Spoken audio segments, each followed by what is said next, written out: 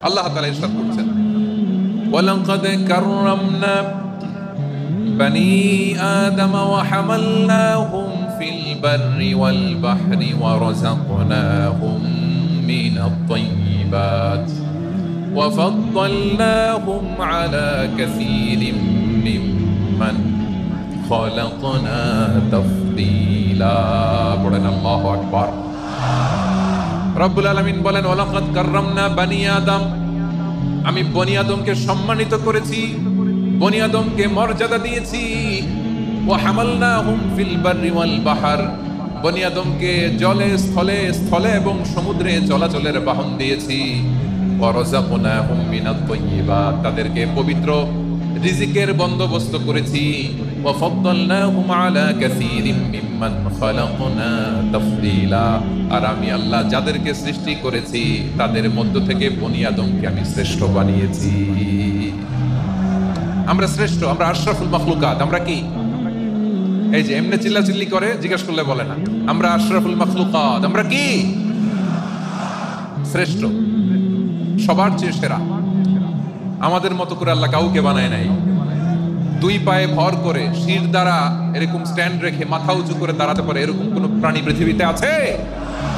এজন্য আল্লাহ বলেন ওয়ালাকাদ কাররামনা বনি আদম, আমি বনি আদমকে সম্মানিত করেছি, তাদেরকে আমি মর্যাদা দিয়েছি। তাদেরকে আমি যত মর্যাদা দিয়েছি আমার কোন সৃষ্টিকে এত মর্যাদা দেই নাই। পড়েন সুবহানাল্লাহ।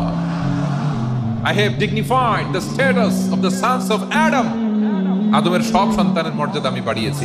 আল্লাহ এখানে বলেননি ওয়ালাকাদ কাররামনাল মুমিনিন, আমি মুমিনের মর্যাদা বাড়িয়েছি, বলেছেন?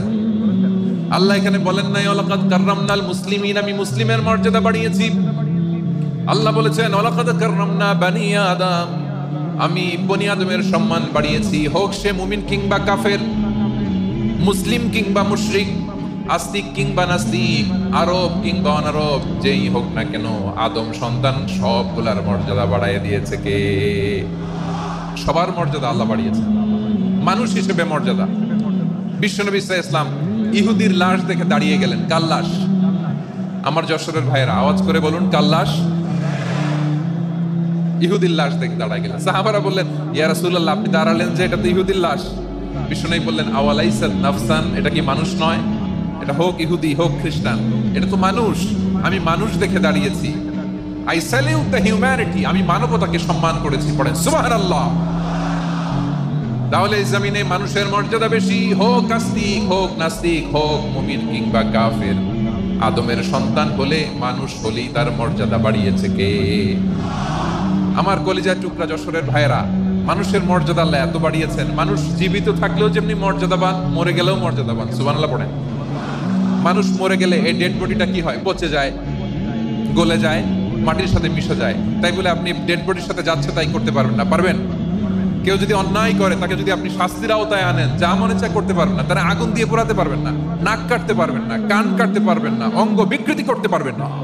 কারণ মানব জাতির মর্যাদা স্বয়ং দিয়েছে কে? ডেড বডি পচে যাবে, গলে যাবে। তারপর ইসলাম বলে না, খবরদার, এই মরা লাশটারও একটা মর্যাদা আছে না নাই? ইসলাম বলে এই লাশটা গলে যাবে, পচে যাবে, কিন্তু এটার অমর্যাদা করো না। কর্পূর দিয়ে, খেজুর পাতা দিয়ে, এটাকে ওয়ার্ম ওয়াটার দিয়ে, গরম পানি দিয়ে ধৌত করো।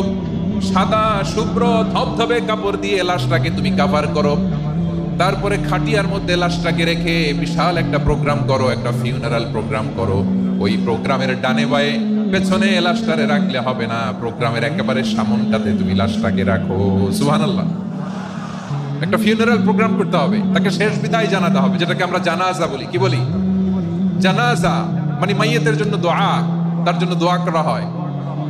তাকে একটা সিস্টেমেটিক অর্ডারে কবরে রাখা হয়, সুন্দরভাবে সেটাকে কবরস্থ করা হয়, মাটি দেয়া হয়, পানি দেয়া হয়। তার মানে মরে গেলেও মানুষের সম্মান বাড়ায় দিয়েছে কে? এজন্য আল্লাহ বললেন ওয়ালাকাদ কাররামনা বনি আদম, বনি আদমের সম্মান মর্যাদা আমি আল্লাহ বাড়িয়ে দিয়েছি। মানুষের সম্মানে তুমি কখনো আঘাত করো না, ঠিক কি না? তাহলে ভাই, প্রথম মেসেজ হচ্ছে the first and foremost message tonight to the people of Jashore. Allah বলেন I have dignified the status of son of Adam, আমি বনি আদম সবার মর্যাদা বাড়িয়ে দিয়েছি। হোক আস্তিক নাস্তিক, হোক কাফের কিংবা মুশরিক, তার মর্যাদা বাড়াই দিয়েছে কে? যখন বন্যা হয় আমরা ত্রাণ নিয়ে যাই, আমরা শুধু মুসলমানদেরকে ত্রাণ দেই নাকি? হ্যাঁ, আমরা মুসলমানকেও দেই, অমুসলমানকেও দেই, হিন্দুকেও দেই, বৌদ্ধকেও দেই। যেখানেই মানবতা বিপন্ন সেখানে ইসলামের হেল্পিং হ্যান্ড আছে না নাই? সুবহানাল্লাহ, কি দিন আমরা পেয়েছি, কি বিধান আমরা পেয়েছি। ওয়ালাকাদ কাররামনা বানি আদম, আমি বনি আদমকে সম্মানিত করেছি। এরপর আল্লাহ বললেন ওয়া হামালনাহুম ফিল বাররি ওয়াল বাহর, মানুষকে স্থলে এবং সমুদ্রে চলাচলের বাহন আমি দিয়েছি।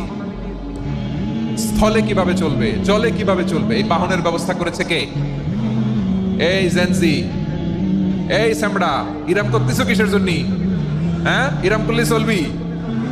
হ্যাঁ, বস বস বস বস, আওয়াজ করতেছো কেন? দিবা না, কথা বলতে দিবা না আমাকে?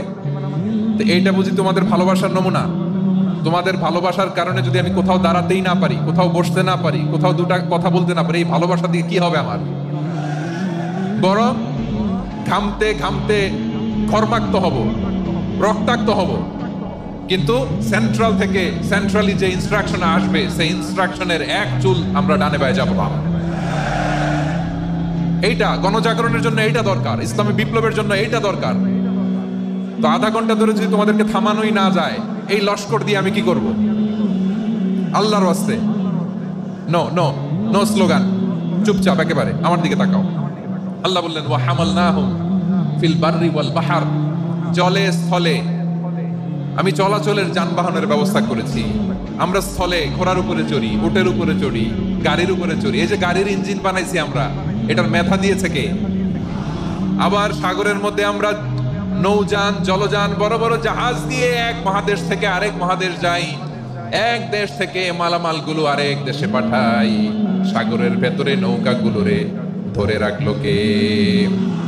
ওয়াল ফুলকিল্লাতী তাজরি ফিল বাহরি বিমা ইয়ানফাউন নাস, মানুষের উপকার আছে এরকম সরঞ্জামাদি নিয়ে সাগরের উপরে বিশাল বিশাল জলযানগুলো চলে। এগুলো ডুবে যায় না, কাত হয়ে যায় না, পড়ে যায় না। এগুলোকে স্থিতিস্থাপকতাকে ঠিক করে রাখলো কে? আপনারা জাহাজ দেখেছেন? জাহাজ, হ্যাঁ, বাড়ি চট্টগ্রাম হইলে দেখতে পারতেন, দেখছেন? বিশাল বিশাল জাহাজ, বিশাল জাহাজ মালামাল নিয়ে এক মহাদেশ থেকে আরেক মহাদেশে যায়। গত মাসে আমার জাপান সফর ছিল। এই যে বাংলাদেশে যে গাড়িগুলো চালান, বেশিরভাগ গাড়ি আসে কিন্তু জাপান থেকে। হাজার হাজার গাড়ি একটা জাহাজ বহন করতে পারে, হাজার হাজার গাড়ি। এটার সাগরের মধ্যে ভাসাইলো কে? সবাই বলুন, ভাসালো কে? হাজার হাজার গাড়ি নিয়ে জাপানিজ গাড়িগুলো আমাদের চট্টগ্রামের এয়ারপোর্টের বন্দরে ফিরে। যুক্তরাষ্ট্রে আমি দেখেছি বিশাল বিশাল জাহাজ। আপনারা টাইটানিক জাহাজের নাম শুনেছেন? টাইটানিকেরও 8 গুণ 10 গুণ বড়। সুবহানাল্লাহ কইবেন না? টাইটানিক জাহাজের 8 গুণ 10 গুণ বড় একটা জাহাজ আছে, আইকন অফ দ্য সি, আমি দেখে এসেছি। রয়্যাল ক্যারিবিয়ান দেখে এসেছি। সাগরের সামনে জেটিতে যখন দাঁড়ালাম, জাহাজটা যখন যায়, আমার মনে হচ্ছে একটা শহর, গোটা শহর, the entire city is floating on the water. পুরো একটা শহর মনে হয় পানির উপর দিয়ে ভেসে যাচ্ছে। পড়েন সুবহানাল্লাহ। এই যে আইকন অফ দ্য সি, এই ক্রুজ, এই জাহাজটা, এটার ভিতরে স্টেডিয়াম আছে। কিসের ভিতরে স্টেডিয়াম? কথা বুঝে নাই বোধহয়। স্টেডিয়াম কিসের ভিতর? সুইমিং পুল আছে, শপিং মল আছে, রেস্টুরেন্ট আছে, ক্লাব আছে, 3000 4000 রুম বিশিষ্ট, কক্ষ বিশিষ্ট হোটেল আছে। এই সবগুলোর নিয়ে এগুলো চলে সাগরের এই দোলার মধ্যে, জলোচ্ছ্বাসের মধ্যে, এই সাগরের ভেতরে এই জাহাজগুলোর ভাষায় রাখছে কে?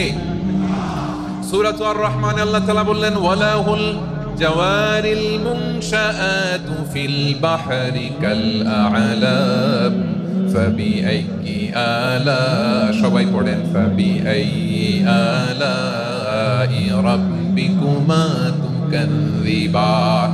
পাহাড় সম বড় বড় জাহাজগুলো মাল বোঝাই করে সাগরের মধ্যে ভেসে বেড়ায়। এগুলো দিয়ে মালামাল বহন করা যায়, মানুষরা এক দেশ থেকে আরেক দেশে যায়। এই জাহাজগুলোর সাগরের ভেতরে ভাসায় রাখলো কে?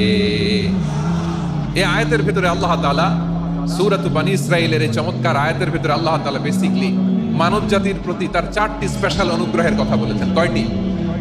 2টা বলে ফেলছি। 1 নাম্বার ওয়ালাকাদ কাররামনা বানি আদম, আমি বনি আদমের সম্মান বাড়াইছি। নাকি মুসলমানদের? নাকি মুসল্লিদের? কার সম্মান বাড়িয়েছি? বনি আদমের। তাহলে human dignity, the first part of the verse talks about the human dignity.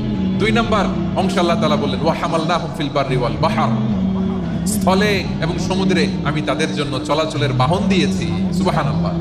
তার মানে smooth movement on land and sea, জলে এবং স্থলে যাতে আমরা স্মুথলি মুভ করতে পারি আল্লাহ তাআলা দিয়েছেন। 3 নম্বর আল্লাহ তাআলা বললেন ওয়া রাযাকনাহুম মিনাত তাইয়্যিবাত, মানুষের জন্য আমি পবিত্র রিজিকের ব্যবস্থা করেছি। জলে এবং স্থলে যত প্রাণী আছে সবগুলা প্রাণীকে রিজিক দেয় কে? আমাদেরকে রিজিক দেয় কে? সাগরের মাছগুলোকে, বড় বড় তিমি মাছগুলোর রিজিক দেয় কে? বাতাসের মধ্যে ভেসে বেড়ানো বড় বড় পাখিগুলো, স্ক্যান্ডিনেভিয়ান কান্ট্রি থেকে লক্ষ লক্ষ কোটি কোটি পাখিগুলো যে এক দেশ থেকে আরেক দেশে ট্রান্সফার হয়, এগুলোর রিজিক দেয় কে? রব্বুল আলামিন বলেন ওয়ামা মিন দাব্বাতিন ফিল আরদি ইল্লা আলাল্লাহি রিজকুহা ওয়া ইয়ালামু মুস্তাকাররাহা ওয়া মুস্তাওদাআহা কুল্লুন ফি কিতাবিন মুবিন। আল্লাহু আকবার। রব্বুল আলামিন বলেন ভূপৃষ্ঠে বিচরণশীল যত প্রাণী আছে সব প্রাণীগুলোকে আমি আল্লাহ আমার নিজের কুদরতে রিজিকের বন্দোবস্ত করি। এই প্রাণীগুলো কোথায় থাকে, কোথায় যায়, সব জায়গায় আমি রিজিক পৌঁছে দেই। রিজিক কেউ দিতে পারে না, রিজিকের মালিক কে? রিজিকের মালিক তিনি আল্লাহ। এজন্য আল্লাহ তাআলা বললেন ওয়া রাযাকনাহুম মিনাত তাইয়্যিবাত। এরপরে আল্লাহ বললেন ওয়া ফাদ্দালনাহুম আলা কাসীরিম মিম্মান খালাকনা তাফদীলা। আমি যত প্রাণী সৃষ্টি করেছি সকল প্রাণীর মধ্যে মানুষের মর্যাদা শ্রেষ্ঠত্ব আমি দিয়েছি। সুবহানাল্লাহ পড়েন। তাহলে 1 নম্বরে আল্লাহ বললেন আমি বনি আদমের মর্যাদা বাড়ালাম।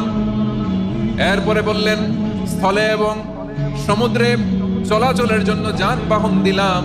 3 নম্বরে আল্লাহ বললেন পবিত্র রিজিকের ব্যবস্থা করে দিলাম। এরপরে আল্লাহ বললেন যত প্রাণী আছে, সৃষ্টি আছে, সবগুলার উপরে আমি মানুষকে শ্রেষ্ঠত্ব দিলাম। সুবহানাল্লাহ। তাহলে সবচেয়ে বেশি শ্রেষ্ঠত্ব মানুষের। কার? মানুষের। শুধু তাই নয় প্রিয় ভাইরা, আকাশ এবং জমিনে যা কিছু আছে সবকিছু মানুষের জন্য, মানুষের কল্যাণে, মানুষের প্রয়োজনে, মানুষের বশীভূত করে সৃষ্টি করেছেন কে? রব্বুল আলামিন বলেন হুয়াল্লাযী খালাকা লাকুম মা ফিল আরদি জামিআ। এই জমিনের মধ্যে যা কিছু আমি আল্লাহ সৃষ্টি করেছি সব কিছু আমি মানুষের জন্য সৃষ্টি করেছি। পড়েন সুবহানাল্লাহ।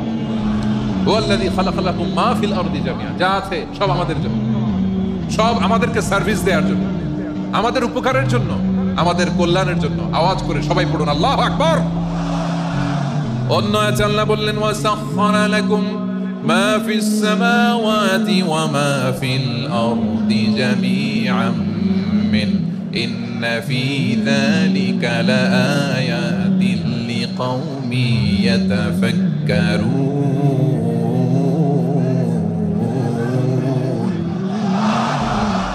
প্রথম আয়াতে আল্লাহ বললেন জমিনে যা আছে সব তোমাদের কল্যাণে আমি সৃষ্টি করলাম।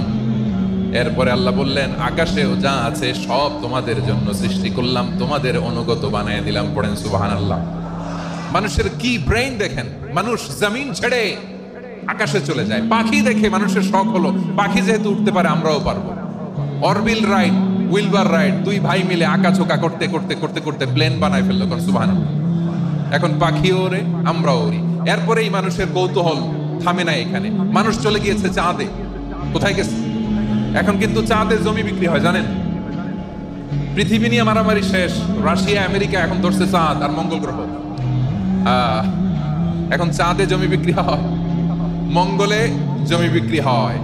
এই চাঁদ, মঙ্গল, বৃহস্পতি, শনি সব আল্লাহ তাআলা আমাদের জন্য বানিয়েছেন। সুবহানাল্লাহ পড়েন।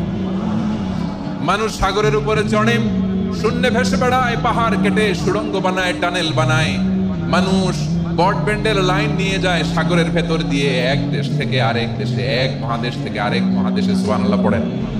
তার মানে গোটা বিশ্বের সব কিছুর উপরে control, superiority over all creatures, সব কিছুর উপর কন্ট্রোল, মনিটরিং, নিয়ন্ত্রণ এটা প্রতিষ্ঠা করে দিয়েছে কে? এজন্যই মানুষের শ্রেষ্ঠত্ব। ওয়ালাকাদ কাররামনা বনি আদম, আমি বনি আদমের সম্মান বাড়িয়েছি। মর্যাদা আমি বাড়িয়ে দিয়েছি এই কারণে, কারণ মানুষ সবকিছুর উপর নিয়ন্ত্রণ নিতে পারে। মানুষকে নিয়ে এই কোরআনের সব আলোচনা, মানুষকে নিয়ে এই কোরআনের সব। তাই কোরআনের কেন্দ্রীয় আলোচ্য বিষয় হচ্ছে মানুষ।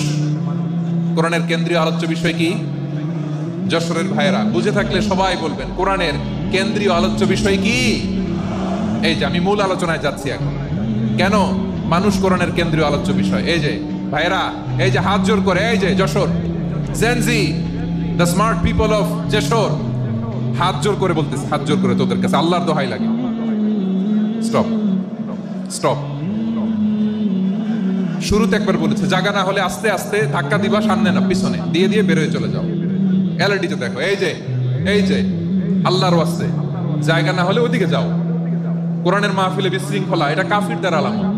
কাফিররা শীষ দিত, শীষ। বিশ্বনবী কোরআনের তাফসীর করলে কাফিররা শীষ দিত আর ক্ল্যাপিং করত, হুইসেল এন্ড ক্ল্যাপিং। তো আমরা কি এখানে বিশৃঙ্খলা করতে আসছি? তো বারবার থামানো লাগে কেন? কোনো আওয়াজ হবে না, বললাম তো, স্টপ। আওয়াজ করে বলুন কোরআনের কেন্দ্রীয় আলোচ্য বিষয় কি? সবাই বলেননি। এতগুলো মানুষ উত্তর দিলে এতটুকু আওয়াজ হয়, অন্তত আমি বিশ্বাস করি না। যশোর, আওয়াজ করে বলো কোরআনের কেন্দ্রীয় আলোচ্য বিষয় কি? মানুষ। এই মানুষ কোরআনের কেন্দ্রীয় আলোচ্য বিষয়। মানুষকে আল্লাহ স্বাধীনতা দিয়েছেন। ফামান শাআ ফালইউমিন ওয়া মান শাআ ফালইয়াকফুর।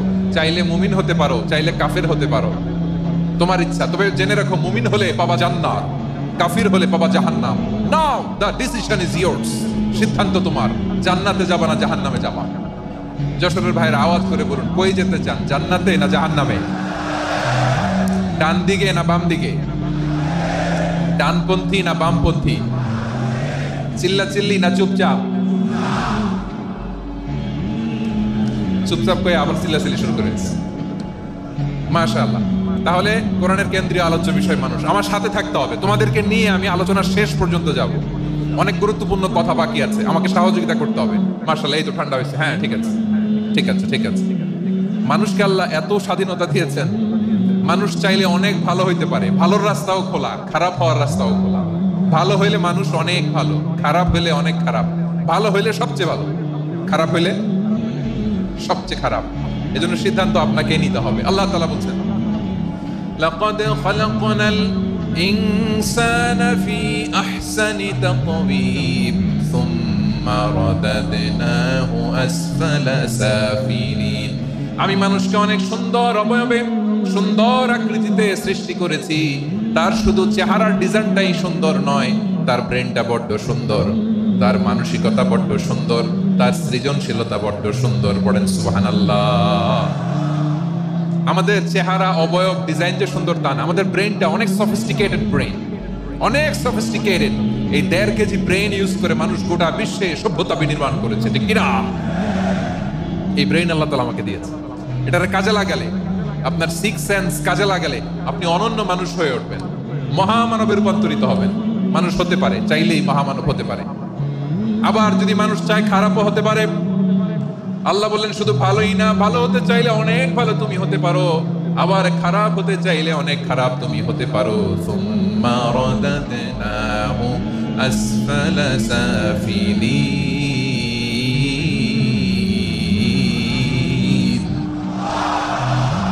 খারাপ হলে একেবারে খারাপ হতে পারো, নিকৃষ্ট হলে একেবারে নিকৃষ্ট হতে পারো, ভালো হলেও ভালো হতে পারো। কোন সুবহানাল্লাহ। এবার আওয়াজ করে বলুন ভালো হতে চাই না খারাপ, শ্রেষ্ঠ না নিকৃষ্ট? মানুষ ভালো হলে মানুষ ফেরেশতার চেয়েও ভালো, মানুষ খারাপ হলে সে পশুর চেয়েও খারাপ। কথা ঠিক কিনা বলেন? ভালো হলে ফেরেশতার চেয়েও ভালো, খারাপ হলে পশুর চেয়েও নিকৃষ্ট। তার মানে শ্রেষ্ঠত্বে মানুষ, শ্রেষ্ঠত্বে ফেরেশতাকে হার মানায়, আর অধপতনে শ্রেষ্ঠত্বে ফেরেশতাকে ছাড়িয়ে যায়, আর অধপতনে পশুকেও হার মানায়।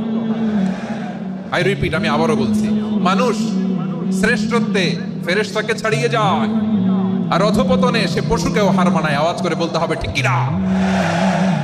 এটার প্রমাণ কি? মানুষ শ্রেষ্ঠ হইলে যে ফেরেশতার চেয়েও সেরা, তার প্রমাণ কি? আল্লাহ তাআলা বলছেন ওয়া ইন কুলনা লিল মালাইকাতি ইসজুদু লি আদাম ফাসাজাদু ইল্লা ইবলিস আবা ওয়াস্তাকবারা ওয়া কানা মিনাল কাফিরিন। আল্লাহ বলেন স্মরণ করো সে সময়ের কথা যখন আমি ফেরেশতাদেরকে বললাম, ও ফেরেশতারা আদমকে সিজদা দাও। সব ফেরেশতারা সম্মান সূচক সিজদা আদমকে দিল। তারা আদমের জন্য সিজদায় লুটিয়ে পড়লো, একজন ছাড়া, তার নাম ইবলিস। আওয়াজ করে বলেন তার নাম কি? সে অহংকার প্রদর্শন করলো, সে কাফের হয়ে গেল। বাকি সব ফেরেশতারা সিজদা দিল। সুবহানাল্লাহ। আবার আদম আলাইহিস সালামকে আল্লাহ জিজ্ঞেস করলেন, সব বলে দিল উত্তর, কিন্তু ফেরেশতাদেরকে একই প্রশ্ন জিজ্ঞেস করলেন, তারা উত্তর করতে পারে নাই। তার মানে এর মধ্য দিয়ে প্রমাণিত হয় মানুষ ভালো হলে ফেরেশতার চেয়েও ভালো, ফেরেশতার চেয়েও মানুষের মর্যাদা বাড়িয়ে দিয়েছে কে? সব নূরের ফেরেশতা যখন মাটির আদমকে সিজদা দেয়, এটা প্রমাণ করে ফেরেশতার চেয়েও মানুষের মর্যাদা বাড়িয়ে দিয়েছে কে? তুমি মাটির আদমকে প্রথম সৃষ্টি করিয়া ঘোষণা করিয়া দিলে শ্রেষ্ঠ বলিয়া, তাই তো নূরের ফেরেশতা করে আদমকে সেজদা। ঠিক কিনা বলেন? তাই তো নূরের ফেরেশতা করে আদমকে সেজদা। সবার চেয়ে সম্মান দিলে মাটির আদমকে। আল্লাহু আল্লাহু তুমি জাল্লে জালালুহু, শেষ করা তো যায় না গে তোমার গুণগান। পড়েন না? পড়েন। আল্লাহু আল্লাহু তুমি জাল্লে জালালুহু, শেষ করা তো যায় না গে তোমার গুণগান। আল্লাহু আল্লাহু। আল্লাহু আকবার। আদমের মর্যাদা বেশি, মানুষের মর্যাদা বেশি, মানুষ শ্রেষ্ঠ তার প্রমাণ নূরের ফেরেশতা মাটির আদমকে সিজদা করে। আওয়াজ করে বলেন ঠিক কিনা? তাহলে মানুষ ভালো হলে ফেরেশতার চেয়ে ভালো। আবার মানুষ যদি খারাপ হয়, সে পশুর চেয়েও খারাপ। অধপতনে পশুত্বকে হার মানায়। তার প্রমাণ কি? তার প্রমাণ হচ্ছে যশোরের ভাইরা দেখবেন পত্রিকায় নিউজ পেপারে মাঝে মাঝে এরকম দেখা যায়, এক মানুষ আরেক মানুষকে হত্যা করে 20 টুকরা করে বস্তার ভিতরে পড়েছে। আপনারা এই নিউজ পড়েন নাই না? দেখেন নাই? দেখছেন? মানুষ মানুষকে হত্যা করে কয় টুকরা? জোরে বলেন। এখানেই ক্ষান্ত হয় না, আবার কোথায় পড়ছে? বস্তার ভেতরে। আচ্ছা, বুঝে থাকলে আওয়াজ করে বলেন, কোনদিন শুনছেন একটা হাতি আর একটা হাতিকে হত্যা করে 20 টুকরা করছে, এরপরে বস্তার ভিতরে পড়ছে? হয়েছে? তাহলে দেখেন, মানুষ যদি খারাপ হয় সে পশুকেও হার মানায়। চিল্লায় বলো ঠিক কিনা? এমনও দুশ্চরিত্র মানুষ আছে যার নজর থেকে 6 মাসের ছোট্ট মেয়ে থেকে শুরু করে 80 বছরের বৃদ্ধারাও নিরাপদ নয়। পশুকেও হার মানে। মানুষের ঘর জ্বালিয়ে পুড়ে মেসাকার করে দেয়, জনপদের পর জনপদ জ্বালায় দেয়। এরকম আছে না নাই? বোমা মেরে শহরগুলো উড়িয়ে দেয়। এই যে ইসরায়েল গাজার মধ্যে যে অ্যাটাক করেছে, এরা মসজিদ মানে নাই, মসজিদে বম ফেলেছে। এরা খ্রিস্টানদের চার্চ গির্জা মানে নাই, গির্জায় বম ফেলেছে। পৃথিবীর ইতিহাসে never happened in the history of the world that someone bombed on a hospital, on a ICU center. এমন হাসপাতাল যেখানে আইসিইউ রোগীরা আছে, ওই হাসপাতালের উপরও ইসরায়েলি সৈনিকেরা বোমা মেরেছে। জোরে বলেন ঠিক কিনা? এরা মানুষ? আওয়াজ করে বলেন, এরা মানুষ না। প্রিয় ভাইয়েরা, চোখ কান নাক মুখ থাকলেই মানুষ না। যা সামনে দেখেন এগুলো সব মানুষ না, এগুলো জনসংখ্যা। এগুলো কি? সবাই বলুন, এগুলো কি? বাড়ছে জনসংখ্যা, কমছে মানুষ। বাড়ছে জনসংখ্যা, কমছে। এই দুনিয়া এখন তো আর সেই দুনিয়া নাই, মানুষ নামের মানুষ আছে দুনিয়া বোঝাই। সেই মানুষের ভিড়ে আমার আসল মানুষ নাই। ঠিক কিনা? আসল মানুষের বড্ড অভাব, আসল মানুষের বড্ড অভাব। আমার ভাইয়েরা, মানুষ খারাপ হলে পশুকেও হার মানায়। আচ্ছা, আওয়াজ করে বলেন, এই যশোরের ছেলেরা এদিক তাকাও, আওয়াজ করে বলো, যে ইসরায়েলি সোলজাররা উপর থেকে বোমা মারলো, তারাও মানুষ। তারাও কি? ওরাও রক্তে মাংসে মানুষ, ওদেরও পরিবার আছে। বোমা মেরে যেই মেয়েটাকে তারা অনাথ বানায়, ইয়াতিম বানায়, ও কিন্তু বাসায় ওর মেয়েটাকে রেখে আসছে। ঠিক কিনা বলেন? বম্বিং করে যে বাবাকে মেরে, স্বামীকে মেরে স্ত্রীকে বিধবা বানায়, তারও ঘরে স্ত্রী আছে। উপর থেকে বোম মেরে মানুষ মেরে দিচ্ছে, তারাও মানুষ। 1945 সালের 6ই আগস্ট আমেরিকান সোলজাররা হিরোশিমায় বোম মেরেছে। আমি নিজে দেখে এসেছি জাপানের হিরোশিমাতে। সকাল 8:15 মানুষ কেউ অফিসে যাচ্ছিল, কেউ খেতে খামারে কাজ করতে যাচ্ছিল, লিটল বয় নামে একটা বোম মেরেছে তারা।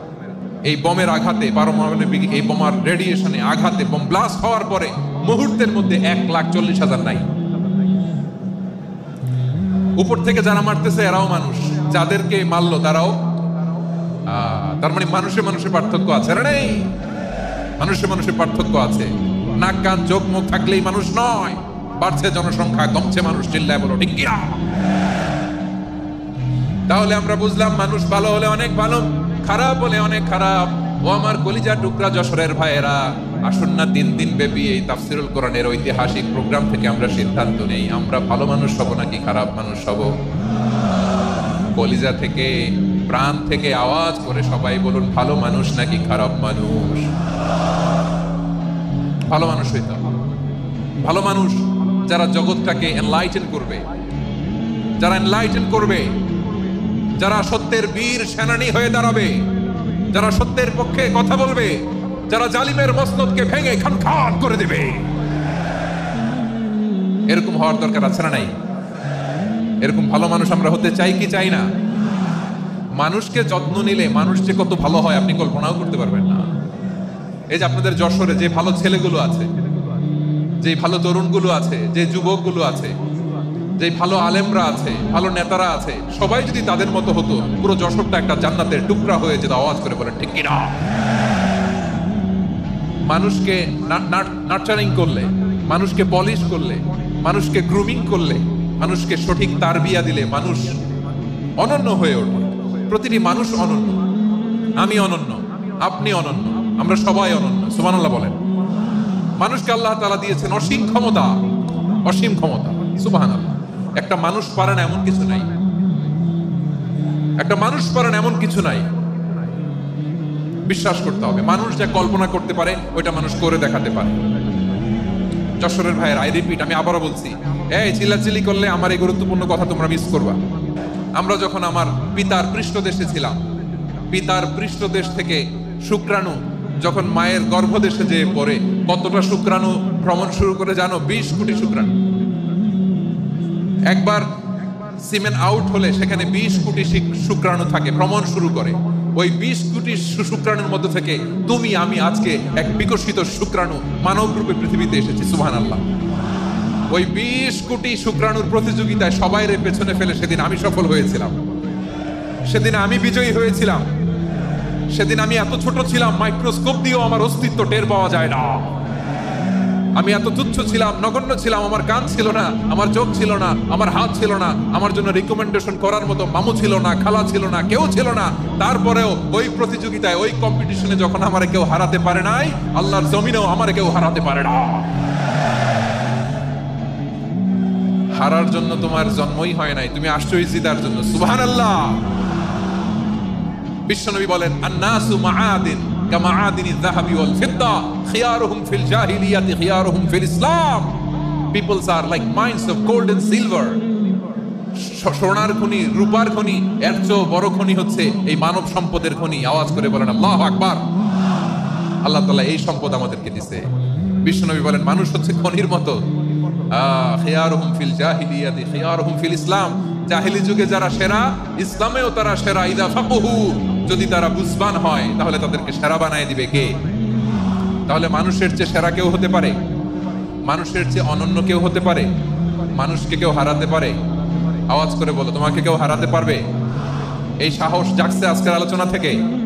আমি তুমি অনন্য, আমাকে তোমাকে হারায় দেওয়া এত সহজ না, ঠিক কিনা? একটা কথা জীবনের সাথে সেট করে নিতে হবে, আমি জিতি নয় শিখি, আমি কখনো হারি না। জীবনের সাথে সেট করে নাও, জেনজি অফ যশোর, আমি কখনো হারি না, আমি হয় জিতি নয় শিখি। চিল্লায় বলো ঠিক কিনা? আমি কখনো হারি না, আমার হারানো এত সোজা না। কি সাহস জাগছে? বুকে সাহস জাগছে? তাকবীর পড়ো, লিল্লাহি তাকবীর। তাহলে বিষ্ণু বললেন, নাসু মাআদিন, মানুষ হচ্ছে খনি। এই ধাক্কা ধাক্কি আমি জানি এগুলো ভালোবাসার ধাক্কা ধাক্কি, এজন্য আমি সহ্য করে নেই। এগুলো যে ভালোবাসার ধাক্কা ধাক্কি এটা আমরা বুঝি। পৃথিবীর কোন আইন, সিকিউরিটি প্রটোকল দিয়ে এটারে মানানো যাবে না, কারণ এটা তো ভালোবাসা, লাভ। লাভ কোনো আইন কানুন দিয়ে বাধা যায় না, মানানো যায় না, ঠিক কিনা বলো?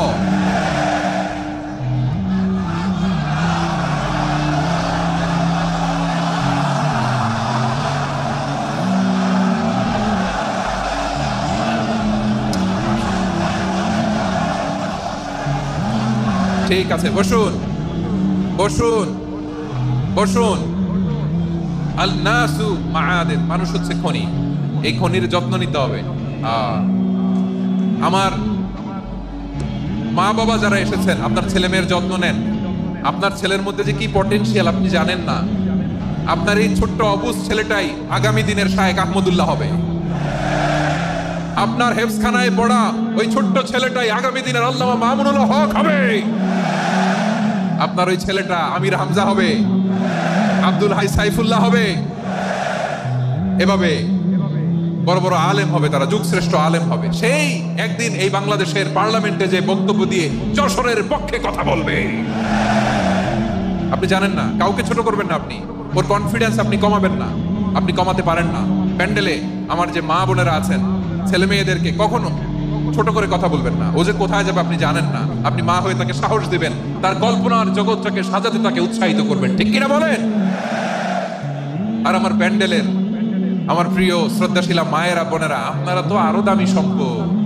বিশ্বনবী বলেন, আর দুনিয়া কুল্লু হামাচা।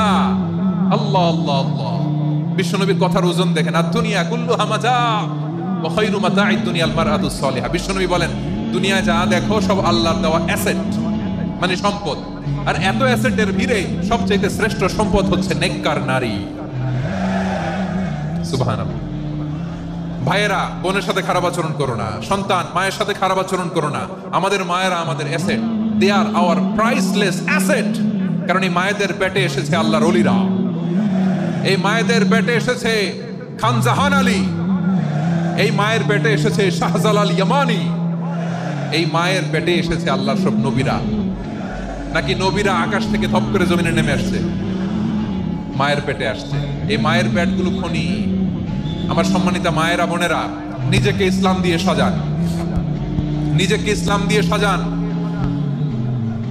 নিজেকে পবিত্র রাখুন, নিজের আব্রু ঈমান ইজ্জতের হেফাজত করুন, কোরআন পড়ুন, সুন্নাহ পড়ুন। আপনি জানেন না আপনার গর্ভে কে আসছে, কোন ক্ষণজন্মা পুরুষকে আল্লাহ তাআলা আপনার গর্ভে পাঠাবে, আপনি জানেন না। মায়েরা নিজেদেরকে পবিত্র রাখুন, ইসলাম চর্চা করুন, কোরআন চর্চা করুন, নৈতিকতা দিয়ে নিজেকে সাজান। যশোরের জেনজি, নিজেদেরকে প্রস্তুত রাখো আগামীর বাংলাদেশের জন্য। নৈতিকতা, মোরালিটি, ভ্যালিউজ দিয়ে নিজেকে সাজাও, ইসলাম দিয়ে নিজেকে সাজাও। কারণ আগামীর বাংলাদেশ ইসলামের বাংলাদেশ। বাংলাদেশের আসল পরিচয় ইসলাম। বাংলাদেশের আসল পরিচয় কি? সবাই বলে না। বাংলাদেশের আসল পরিচয় কি? এই ইসলাম নিয়ে আমরা সংসদ ভবন সাজাবো, রাজি আছি না নাই? শেকড় ভুলে যাওয়া যাবে না। আমরা ধাপে ধাপে শারিয়া আইনের দিকে যাবো ইনশাআল্লাহ, কিন্তু জঙ্গিবাদ দিয়ে নয়, কট্টরপন্থা দিয়ে নয়। আমরা ইন্টেলেকচুয়ালি, গ্রাজুয়ালি, ধাপে ধাপে শারিয়া আইনের দিকে মুভ করবো ইনশাআল্লাহ। বলো লিল্লাহি তাকবীর। এদেশের আসল পরিচয় সবাই বলে না, আওয়াজ করে, এদেশের আসল পরিচয়।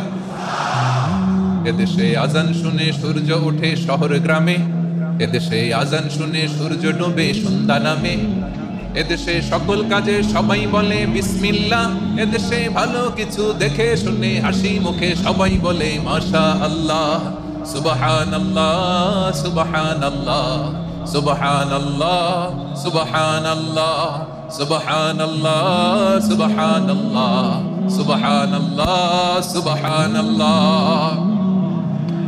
ও নবীন তরুণ, তোমার কিসের এত ভয়? জেনে রেখো বাংলাদেশের আসল পরিচয়। বাংলাদেশের আসল পরিচয় ইসলাম। আওয়াজ তুলে বলো, আসল পরিচয় কি? এদেশে পরস্পরে দেখা হলে দেয় সালাম, এদেশে আমজনতার হৃদয় জুড়ে পাক্কা আলাম, ঠিক কি না? এদেশে বিপদ এলে সর্বজনে সর্বক্ষণে দোয়া পড়ে ইন্না লিল্লাহ সুবহানাল্লাহ সুবহানাল্লাহ সুবহানাল্লাহ সুবহানাল্লাহ। এদেশে আজান শুনে সূর্য ওঠে শহর গ্রামে, এদেশে আজান শুনে সূর্য ডুবে সন্ধ্যা নামে, এদেশে সকল কাজে সবাই বলে বিসমিল্লাহ, এদেশে ভালো কিছু দেখে শুনে হাসি মুখে সবাই বলে মাশা আল্লাহ সুবহানাল্লাহ। আওয়াজ করে সুবহানাল্লাহ সুবহানাল্লাহ সুবহানাল্লাহ সুবহানাল্লাহ। সবাই একসাথে সুবহানাল্লাহ সুবহানাল্লাহ সুবহানাল্লাহ সুবহানাল্লাহ। এদেশের আসল পরিচয় কি? আওয়াজ করে বলতে ভয় লাগে। এদেশের আসল পরিচয় কি? ইসলাম দিয়ে আমাদের সংসদ ভবন চলুক, আমরা চাই কি চাই না? বঙ্গভবনে লা ইলাহা ইল্লাল্লাহর পতাকা উড়ুক, আমরা চাই কি চাই না? প্রতিটি জেলা অফিসে, ডিসি অফিসে লা ইলাহার পতাকা ঝুলুক, আমরা চাই কি চাই না? কারা কারা চাই হাত তুলে আল্লাহর দেখায়।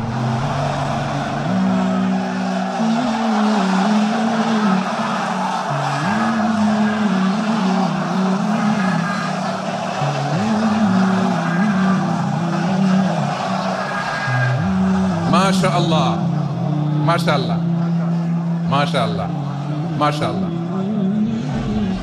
যশোর, আওয়াজ করে বলো, ভালো মানুষ না খারাপ মানুষ? বুঝে বলছো তো? মানুষ ভালো হলে যে কত ভালো।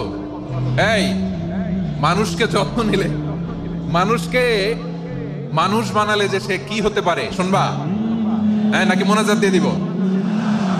শুনবা? তাহলে থামতে হবে। থামো, আমি যখন বলবো থামো থামো, তাকবীরের সময় দিলে তাকবীর, থামো থামো। মানুষকে যত্ন নিলে, এই এদিকে এদিকে, ড্রোন নামায় ফেলো। হয়েছে, ড্রোনের ফুটেজ হয়ে গেছে, এবার ড্রোন নামায় ফেলো। আমার দিকে তাকাও। মানুষকে, তোমরা এদিক সেদিক তাকালে তো গুরুত্বপূর্ণ পয়েন্ট মিস হয়ে যাবে। এদিকে এদিকে, হ্যাঁ ঠিক আছে। মানুষকে যত্ন নিলে মানুষের মধ্যে যারা কি পটেনশিয়াল রেখেছে। আমি জাপানের দুইটা উদাহরণ দিই। জাপানের, এই এই এভাবে এভাবে হবে, হয় বসো নয় পেছনে, কথা নাই, কথা তো বলাই যাবে না, হারাম কথা বলা আজকে, একেবারে চুপ। আজকের জন্য হারাম করে দিছে আমি, কিছু সময়ের জন্য একেবারে নিষিদ্ধ। জাপানের দুইটা উদাহরণ দেই, খেয়াল করে একটু শুনেন, বুঝবেন। আল্লাহ, 2022 সালে জাপানের সাথে জার্মানির খেলা, ফিফা ওয়ার্ল্ড কাপ 2022। এক পক্ষে জাপান, আরেক পক্ষে কোন দেশ? কথা শুনে নাই। এক পক্ষে কোন দেশ, আরেক পক্ষে সবাই। এক পক্ষে, আরেক পক্ষে। ওই খেলায় জিতেছিল জাপান, জিতেছিল 22 সালের এই ফিফা ওয়ার্ল্ড কাপে। জাপান ফুটবল খেলায় জিতে, as a part of their celebration, তারা খেলার পরে পুরো স্টেডিয়ামটারে ক্লিন করে। The fan base of Japan, lakh lakh মানুষ খেলা দেখতে যায়, তো এত ডাস্টবিনও তো নাই। তো যারা ডাস্টবিনে জায়গা পায় নাই, তারা এই যে চকলেটের প্যাকেট, পানির বোতল, চিপসের প্যাকেট তারা এদিকে সেদিকে রেখে দিয়েছে। জাপানের ভক্তরা, জাপানের ফলোয়াররা, as a part of their celebration, তারা খেলার পরে পুরো স্টেডিয়ামের সব ময়লা আবর্জনা ক্লিন করে তারপরে বিদায় নিয়েছে। তাদেরকে কি ক্লিন করার দায়িত্ব দেওয়া হয়েছিল?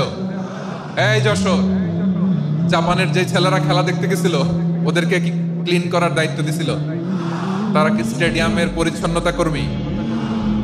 তাদের আকল, তাদের সিক্স সেন্স তাদেরকে বলেছে। ছোটবেলা থেকে জাপান গভর্নমেন্ট ওদেরকে এত পরিচ্ছন্নতা শেখায়, ক্লিনলিনেস অ্যাওয়ারনেস ক্যাম্পেইন করায়। ক্লাসে আমি দেখেছি, ক্লাসে নিজের বেঞ্চ নিজে মুছে, ক্লাসের মাঝখানে একটা সময় দেয়, নিজের টেবিল নিজে মুছে, নিজের ক্লাসরুমটা নিজে পরিষ্কার করে। রাস্তাঘাটে একটা ধুলা নাই, ময়লা নাই, একটা টিস্যু নাই। খেলার পরে গোটা বিশ্বকে তাক লাগিয়ে দিয়েছে। জাপানের ফ্যানরা সবার রেখে যাওয়া গার্বেজ, টিস্যু, বোতল পরিষ্কার করে তারপরে স্টেডিয়াম থেকে বিদায় নিয়েছে। আমরা কেন এমন হইতে পারলাম না? আমরা কেন এমন হইতে পারলাম না? জাপানের যারা এগুলো করছে, ওদের 3টা করে চোখ না? চোখ তো 3টা জাপানো লাগো, জাপানো লাগো। হাত তো 4টা, কান তো 6টা।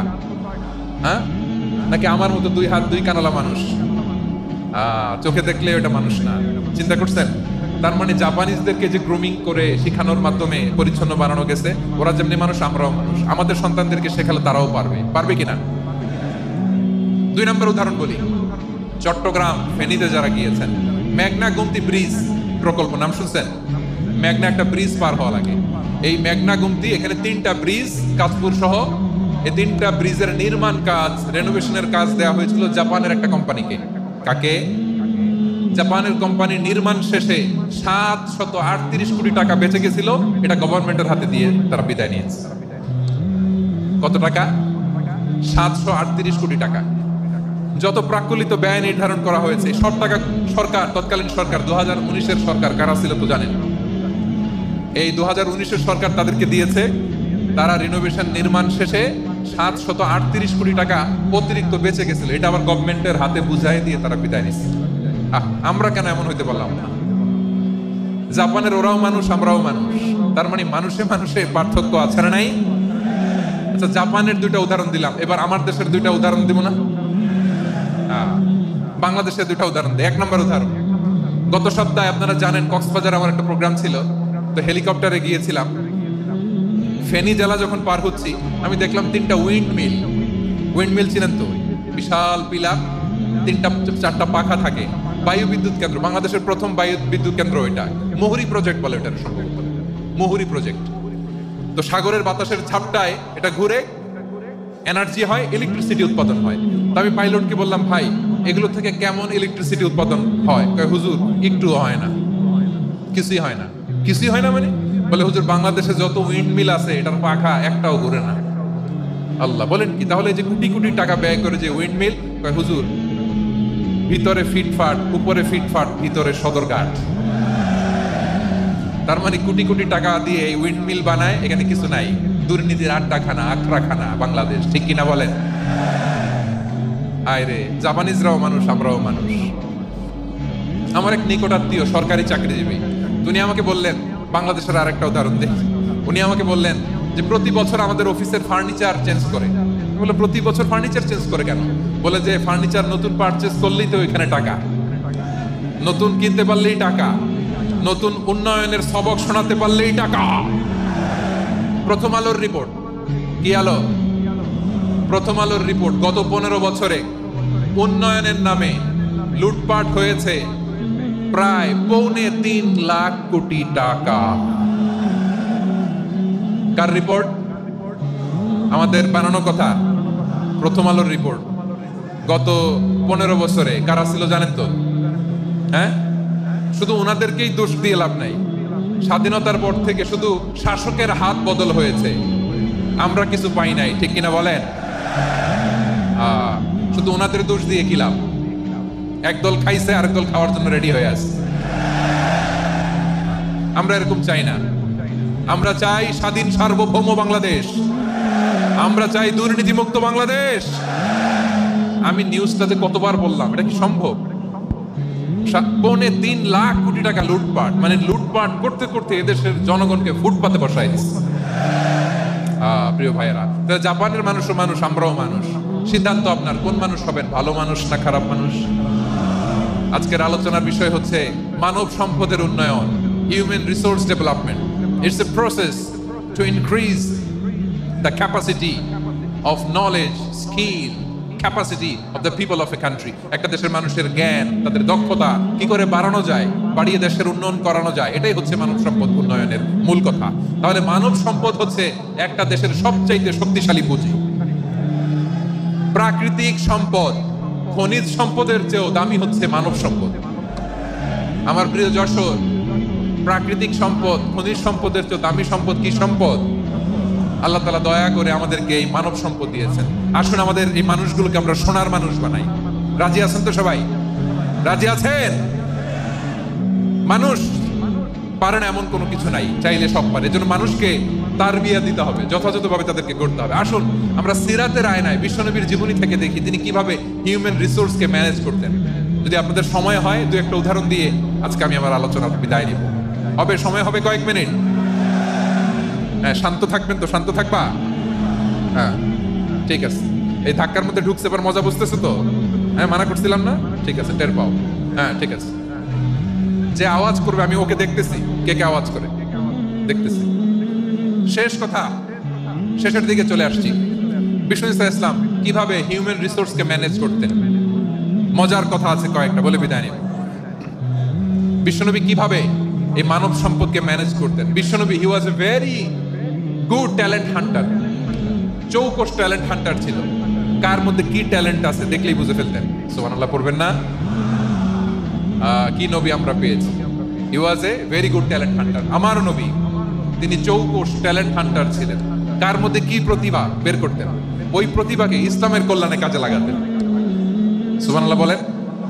যাকে যেই জায়গায় সেট করলে ভালো হবে তাকে ওই জায়গায় সেট করতেন। কয়েকজন সাহাবীর জীবনী শোনাই। আবু মাহজুরা রাদিয়াল্লাহু তাআলা মক্কার মুয়াজ্জিন, আগে ছিল মুশরিক পরে হইছে মুমিন। উনি কিভাবে মুমিন হইলেন এই ঘটনাটা একটু আপনাদের শোনাতে চাই। তো আপনাদের তো সময় নাই হাতে, হ্যাঁ সময় আছে?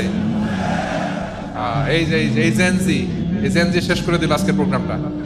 1 ঘন্টা ধাক্কা ধাক্কি করে কেমনে দাঁড়ায় আছে আমি বুঝলাম না।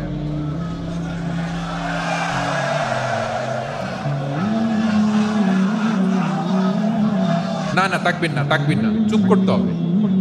What I need, you stop. Just shut up. চুপ। হ্যাঁ ঠিক আছে এভাবে।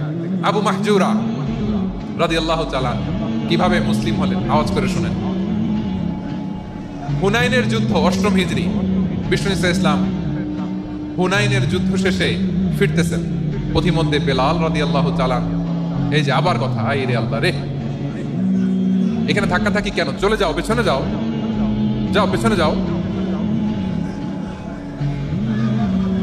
কি আজীব তামাশা, যেখানে যায় এখানে ধাক্কা ধাক্কি, মারামারি, গায়ের উপরে কাঁধের উপরে শাউটিং। অনেক গুরুত্বপূর্ণ কথা পয়েন্ট করে নিয়ে আসে যে বলবো, এই শাউট করার কারণে প্রোগ্রামটাই নষ্ট করে দেয়। আসছে আমার ভালোবাসা দেখাইতে, প্রোগ্রামটা শেষ করে দিয়ে চলে যায়। স্টপ,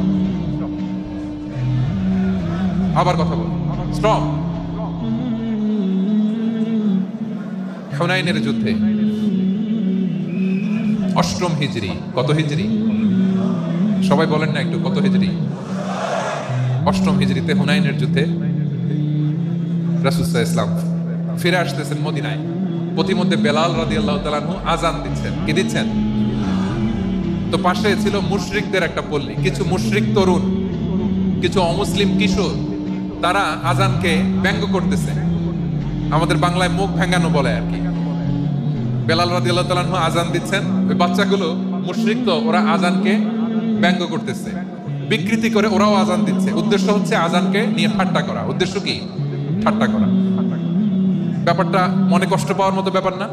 কিন্তু বিশ্বনবী ওইখানে দেখেন কি খুঁজলেন। বিশ্বনবী খেয়াল করলেন অমুসলিম কিশোরদের মধ্যে থেকে একটা কিশোরের গলাটা বড় দরাজ গলা, কণ্ঠটা বড় সুন্দর। খেয়াল করে দেখলেন যে কিছু কিশোর বেলালের আযানকে ব্যঙ্গ করে, বিকৃতি করে, কিন্তু একজনের কণ্ঠ দেখতে পাচ্ছেন না এত দূরে, কিন্তু কণ্ঠটা বড় সুন্দর, দরাজ গলা। বিশ্বনবী সাহাবীদেরকে বললেন ধরো, এগুলারে ধরো। সবগুলারে ধরে বিশ্বনবী সামনে আনা হলো। ওরা হাঁটু গেড়ে বসলো। বিশ্বনবী বললেন তোমাদের মধ্যে কে যেন ব্যঙ্গ করে আযান দিচ্ছিল, তার গলাটা বড় উঁচু, গলার বেসটা বড় মজবুত, মেলোডিয়াস, সুমধুর কণ্ঠ, কে?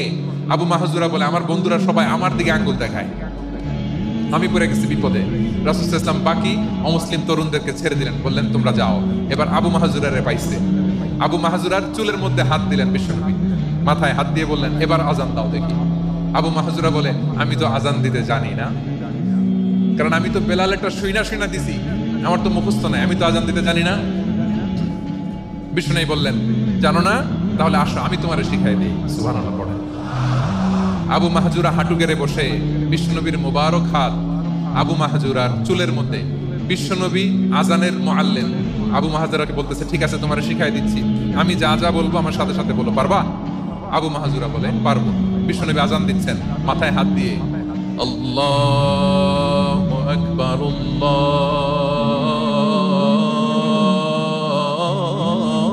আল্লাহু আকবার।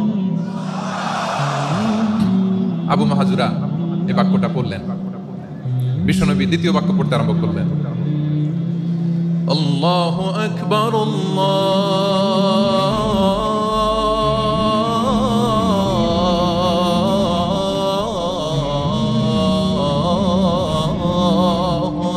আকবার। 3 আবু মাহাজুরা এই বাক্যটা বললেন। বিশ্বনবী আবু মাহাজুরার মাথার মধ্যে হাত দিয়ে তৃতীয় বাক্য বললেন, আশহাদু আল্লা ইলাহা ইল্লাল্লাহ।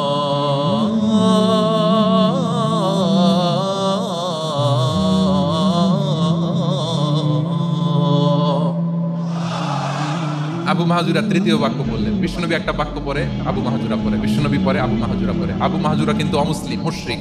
আবু মাহাজুরা বলে, এক একটা বাক্য পড়ি আমার কলিজাটা গলে ঠান্ডা হয়ে যায়। এতদিন মোহাম্মদকে গালি দিতাম, এখন মোহাম্মদ আমার মাথায় যখন হাত রাখছে আমার সারা শরীর ঠান্ডা হয়ে গেছে। বিশ্বনবী আজান শিখাচ্ছেন, একটা একটা বাক্য পড়ে আবু মাহাজুরাও পড়ে, বিশ্বনবী পড়ে আবু মাহাজুরাও পড়ে। পুরো বাক্যগুলো যখন শেষ, আজান শেষ, আবু মাহাজুরাও যখন পুরো আজান বললেন, আবু মাহাজুরা বললেন, এতদিন মোহাম্মদের চেহারা দেখলে আমার ঘৃণা লাগতো, আজ থেকে মোহাম্মদের চেহারার চেয়ে প্রিয় চেহারা আমার কাছে নাই। আবু মাহাজুরা বললেন, ও মোহাম্মদ, আজানের বাক্য তো আপনি আমারে শেখালেন, এখানেই শেষ করবেন না, আপনি আমারে পড়ায় দেন লা ইলাহা ইল্লাল্লাহু মুহাম্মাদুর রাসূলুল্লাহ সাল্লাল্লাহু আলাইহি ওয়াসাল্লাম। বিশ্বনবীর সাথে দাঁড়িয়ে উনি শাহাদা পড়ে মুসলমান হয়ে গেলেন। এবার আবু মাহাজুরা বলে, ইয়া রাসূলুল্লাহ, ইয়া হাবিবাল্লাহ, আমি মুমিন হয়েছি, মুসলমান হয়েছি, আপনার কাছ থেকে আজান শিখার সৌভাগ্য আমি লাভ করেছি গো নবী। আমার কণ্ঠের বড় তারিফ করেছেন, আপনি আমার আজানকে আপনি পছন্দ করেছেন। একটা জিনিস আপনার কাছে চাই, আপনি আমাকে মক্কার মসজিদুল হারামের মুয়াজ্জিন হিসেবে অ্যাপয়েন্ট করে দে। বিষ্ণু ইসলাম বললেন, যাও আবু মাহজুরা, আমি তোমাকে পৃথিবীর শ্রেষ্ঠতম মসজিদ মক্কার মসজিদুল হারামের মুয়াজ্জিন হিসেবে অ্যাপয়েন্ট করে দিলাম। দেখছেন কিভাবে ট্যালেন্ট হান্টিং করতে হয়, কিভাবে হিউম্যান রিসোর্স মানব সম্পদকে ব্যবহার করতে হয়। আসছিল আজানকে ভেঙাইতে, আসছিল কেন? আজানকে ব্যঙ্গ করার জন্য, বিকৃত করার জন্য। আজানকে বিকৃত করতে যে ইসলামের সবচেয়ে শ্রেষ্ঠ মসজিদের মুয়াজ্জিন হয়ে গেল। পড়েন সুবহানাল্লাহ। হযরত আবু মাহজুরা রাদিয়াল্লাহু তাআলা আনহু ওনার এই সুললিত কণ্ঠ ব্যবহার করে মসজিদুল হারামে এত সুন্দর করে আল্লাহু আকবার বলে আজান দিতেন। মানুষগুলোর, মুসল্লিগুলোর, মক্কাবাসীর হৃদয়কে তিনি বিগলিত করে দিতেন, মানুষের হৃদয়কে ঠান্ডা হয়ে যেত। শুধু এখানেই শেষ না আমার যশোরের ভাইয়েরা। বিশ্বনবী যখন সাইয়েদনা আবু মাহজুরা রাদিয়াল্লাহু তাআলা আনহুকে আজান শেখাচ্ছিলেন, বলেন তো বিশ্বনবীর হাতটা কোথায় ছিল?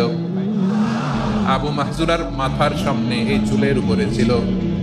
আবু মাহজুরা ওই স্মৃতিটাকে ধারণ করবার জন্য, ওই স্মৃতিকে বহন করার জন্য বিশ্বনবীর মোবারক হাত আবু মাহজুরার কপালের চুলের যেই জায়গায় লেগেছে, মৃত্যুর আগের দিন পর্যন্ত আবু মাহজুরা মাথার ওই চুলে কোনোদিন ছুরি আর কামার লাগায় না,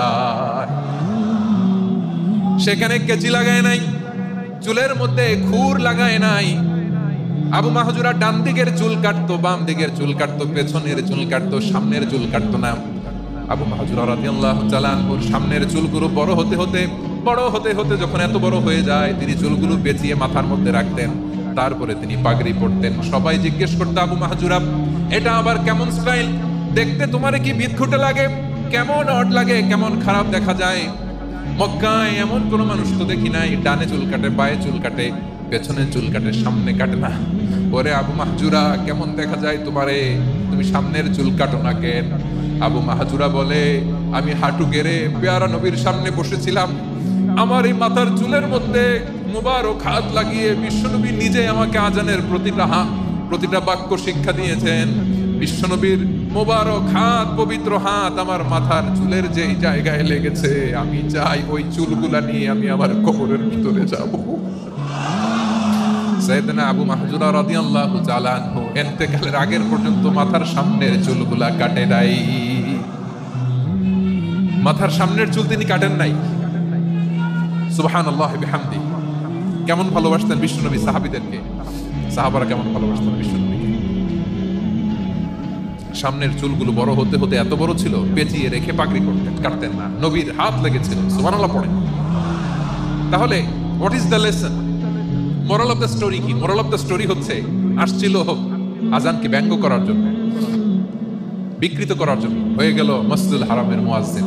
দেখেন বিশ্বনবী একটা খারাপ সিচুয়েশনের মধ্যে থেকে কি ভালো জিনিস বের করে আনলেন। আমি যে শুরুতে বলেছি কিভাবে তিনি হিউম্যান রিসোর্সকে ডেভেলপ করেছেন, ম্যানেজ করেছেন। তিনি যে চৌকুশ ট্যালেন্ট হান্টার ছিল দেখেন, সবার মধ্যে থেকে এর বাছাই করে মুয়াজ্জিন বানাই দিয়েছেন। সুবহানাল্লাহ পড়েন।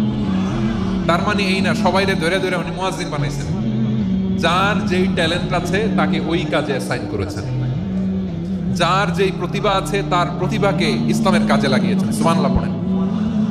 যায়েদ বিন সাবিত রাদিয়াল্লাহু তাআলা আনহু নাম শুনেছেন? যশোর কথা বের হয় না। যদি জিজ্ঞাসা সালমান খানের নাম শুনছেন, সবাই হাত তুলবে, জি হুজুর শুনছি, মানে সব দেখা শেষ। সালমান খান, আমির খান, অমুক খান, সব খান মুখস্থ, কিন্তু যায়েদ বিন সাবিতের নাম মুখস্থ নাই মুসলমানদের।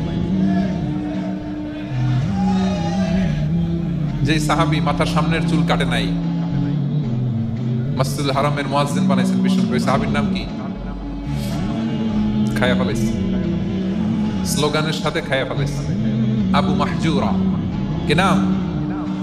আবু মাহজুরা আল জুমাহি রাদিয়াল্লাহু তাআলা। এই নামটা আজকে নিয়ে যাইতে হবে যশোর। আবু মাহজুরা রাদিয়াল্লাহু তাআলা। দুই নাম্বার বলছিলাম যায়েদ বিন সাবিত রাদিয়াল্লাহু তাআলা। বিশ্বনবী দেখলেন মদিনার এই আনসারী সাহাবী হাইলি ট্যালেন্টেড, ইন্টেলেকচুয়াল, মেরিটোরিয়াস, জ্ঞানের প্রতি তার আকর্ষণ, মারাত্মক আকর্ষণ। বিশ্বনবী তাকে দায়িত্ব দিলেন, কোরআন যা নাজিল হয় তুমি লিখো, কাতিবুল ওহী বানায় দিলেন। সুবহানাল্লাহ। যায়েদ বিন সাবিতরে আবার আযান শিখান নাই, কারণ তার মধ্যে বিশ্বনবী প্রতিভা দেখেছেন, একাডেমিক প্রতিভা। বিশ্বনবীর একাডেমিক প্রজেক্ট গুলো তিনি হ্যান্ডেল করতেন। যায়েদ বিন সাবিত ছিল বিশ্বনবীর ব্যক্তিগত সচিব। কি ছিল? ব্যক্তিগত সচিব। বুঝেন নাই? বিশ্বনবীর ব্যক্তিগত সচিব এবং দোভাষী। ইহুদিরা কিছু লিখে দিলে এটার অর্থ বিশ্বনবীরে বুঝায় দিতেন, আবার ইহুদিদের কাছে কিছু লিখতে হলে তিনি লিখে দিতেন। বিশ্বনবী একদিন বললেন, ইন্নী ওয়াল্লাহি মা আমানু ইয়াহুদা আলা কিতাব। ইহুদিরা যে চিঠি পাঠায় অর্থ তো বুঝি না, আরেক ইহুদি আইনে অর্থ করা লাগে। আবার ইহুদিদের কাছে কিছু লিখে পাঠাইতে চাইলে আমরা তো লিখতে পারি না, ইহুদিরে দিয়ে লেখা লাগে। ওরা যে পয়রা শোনায় লিখে দেয়, আমি ওদের বিশ্বাস করি না। আমার নিজের একজন লোক দরকার। বিশ্বনবী এই যায়েদ বিন সাবিতকে চুজ করলেন ল্যাঙ্গুয়েজের জন্য। উনি বললেন, যায়েদ তোমার সফট স্কিলকে ডেভেলপ করতে হবে, তুমি হিব্রু ল্যাঙ্গুয়েজ শিখে ফেলো।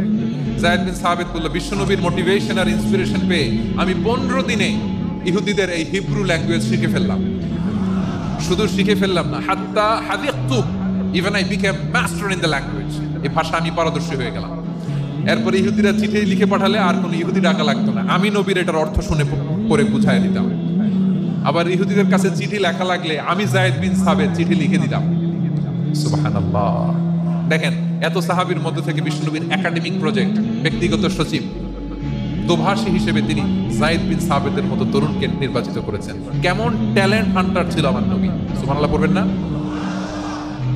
বিশ্বনবীর ইন্তেকালের পরে সাইয়েদনা আবু বকর রাদিয়াল্লাহু তাআলা আনহু যখন খলিফা হয়ে আসলেন, কোরআনকে সংকলনের দায়িত্ব দেয়া লাগবে, কোন সাহাবীকে দিবেন? সব সাহাবারা মিলে পরামর্শ করলেন। সাইয়েদনা আবু বকর, ওমর সবাই মিলে এই বিশাল কোরআন সংকলনের গুরু দায়িত্ব বিশ্বনবীর ব্যক্তিগত সচিব, বিশ্বনবীর দোভাষী, বিশ্বনবীর সিলেক্ট করাই লোক যায়েদ ইবনে সাবিত রাদিয়াল্লাহু তাআলা আনহুকে দিয়েছে।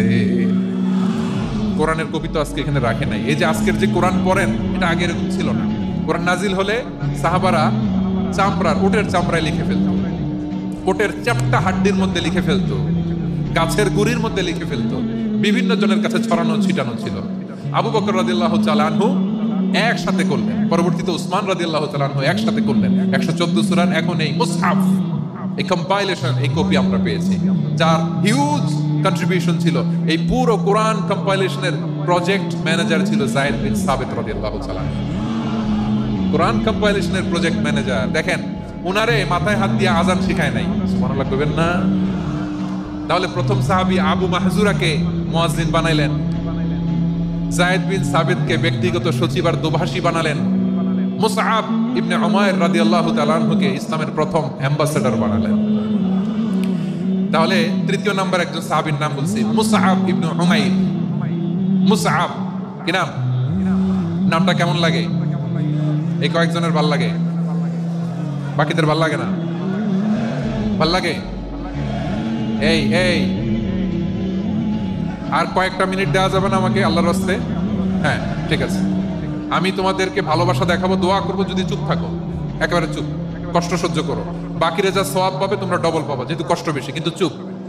3 নম্বর সাহাবীর নাম মুসআব। এই ধাক্কাধাক্কি কেন রে ভাই? না না না, এরকম হইলে আসবো না যশোর, আমি আর আসবো না। হয় পিছনে চলে যাও, নাহলে চুপ, ধাক্কাধাক্কি নেই। 3 নম্বর সাহাবীর নাম মুসআব। কি নাম?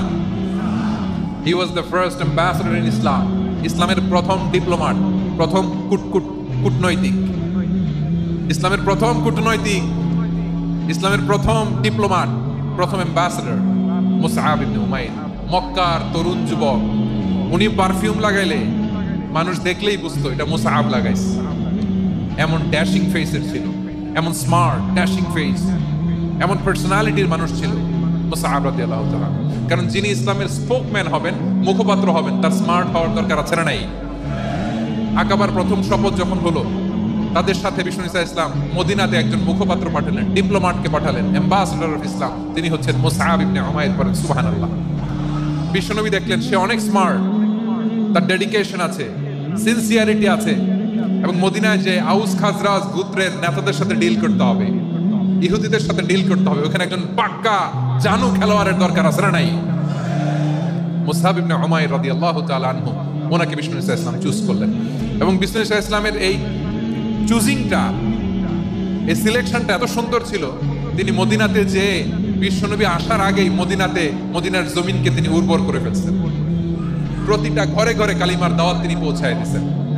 জুমার বিধান নাজিল হয়েছে, কিন্তু মক্কায় পরিবেশ নাই জুমা পালনের। বিষ্ণু ইসা ইসলাম একজনকে দিয়ে খবর পাঠালেন, যাও মদিনায় মুসাবকে যে বলো, মুসাব তো আমার শিক্ষক, আমার স্পোকম্যান, মদিনাতে যেন তারা জুমা কায়েম করে। বিশ্বনবীর আগেই মুসাব মদিনার মুসলিমদেরকে নিয়ে মদিনায় প্রথম জুমা কায়েম করে ফেলছে। সুবহানাল্লাহ। ডিপ্লোমাটদের কেমন হইতে হয়,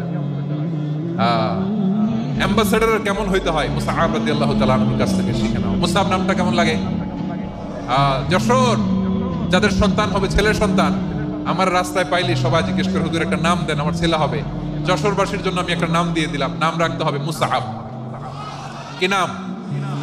নামটা যাদের ভাল লাগে, ছেলে সন্তান অনাগত আসবে, মনে চাইলে নাম রেখে দিবেন মুসআব রাদিয়াল্লাহু তাআলা আনহুর নামে মুসআব। তাহলে মুসআব রাদিয়াল্লাহু তাআলা আনহুকে বিশ্বনবী ল্যাঙ্গুয়েজ শিখান নাই, সফট স্কিল শিখান নাই। যায়েদ রাদিয়াল্লাহু, তিনি হিব্রু ল্যাঙ্গুয়েজ শিখেছেন, সুরিয়ানি শিখেছেন, কিন্তু মুসআবকে তিনি বানিয়েছেন the spokesman of Islam, the first diplomat, the ambassador of Islam. সুবহানাল্লাহ পড়বেন না? আব্দুল্লাহ ইবনে আব্বাস রাদিয়াল্লাহু তাআলা, বিশ্বনবীর কাজিন, চাচাতো ভাই। আবার মাইমুনা রাদিয়াল্লাহু তাআলা আনহু, মাইমুনা নবীর স্ত্রী, তিনি ছিলেন আব্দুল্লাহর আপন খালা। তো নবীর বউ যদি ওনার খালা হয়, নবী তার কি বুঝে নাই, নবী তার কি খালু। তাহলে সম্পর্ক অনেক গভীর, কাজিন আবার খালু। ছোট্ট মানুষ, তাই রাতে মাঝে মাঝে ঘরে থাকতো। বিশ্বনবী দেখলেন আব্দুল্লাহ যেহেতু আমার ঘরে ঢুকতে পারে, আব্দুল্লাহরে এই উম্মতের বড় শিক্ষাবিদ বানাইতে হবে। কথা বোঝে নাই? আব্দুল্লাহকে কি বানাইতে হবে? শিক্ষাবিদ, এডুকেটর অফ দিস উম্মাহ, এই উম্মার শিক্ষাবিদ বানাইতে হবে। তাই আব্দুল্লাহ ইবনে আব্বাসকে বিশ্বনবী হাতে কলমে শিক্ষা দিয়েছেন। আহারে, আর এরপরে যে কি ভাষা আসবে তোমাদের জন্য আমার মুখ থেকে আমি নিজেও জানি না, আমি নিজেও জানি না।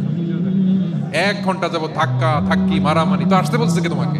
পেছনে চলে যাও, জায়গা না পেলে। পুরো প্রোগ্রামটাই নষ্ট করে দিল। জি, আমার দিকে তাকান, আমি শেষ করে দিচ্ছি। হবে না, ইন্টেলেকচুয়াল আলোচনা এখানে হবে না, আমি বুঝতে পারছি, শেষ করে দিচ্ছি। আব্দুল্লাহ ইবনে আব্বাস রাদিয়াল্লাহু তাআলা, মনোযোগ দিয়ে কয়েকটা মিনিট শুনুন, আমি এখনই শেষ করে দিচ্ছি। এরপর আওয়াজ করবে, এই যে এগুলো কি আমি বুঝলাম না। আমি বললাম না সব করা যাবে, বসে যাও, শুয়ে যাও, চলে যাও, আওয়াজ করা যাবে না। অন্যকে বসো এটাও বলার দরকার নেই, জাস্ট এদিকে তাকাও।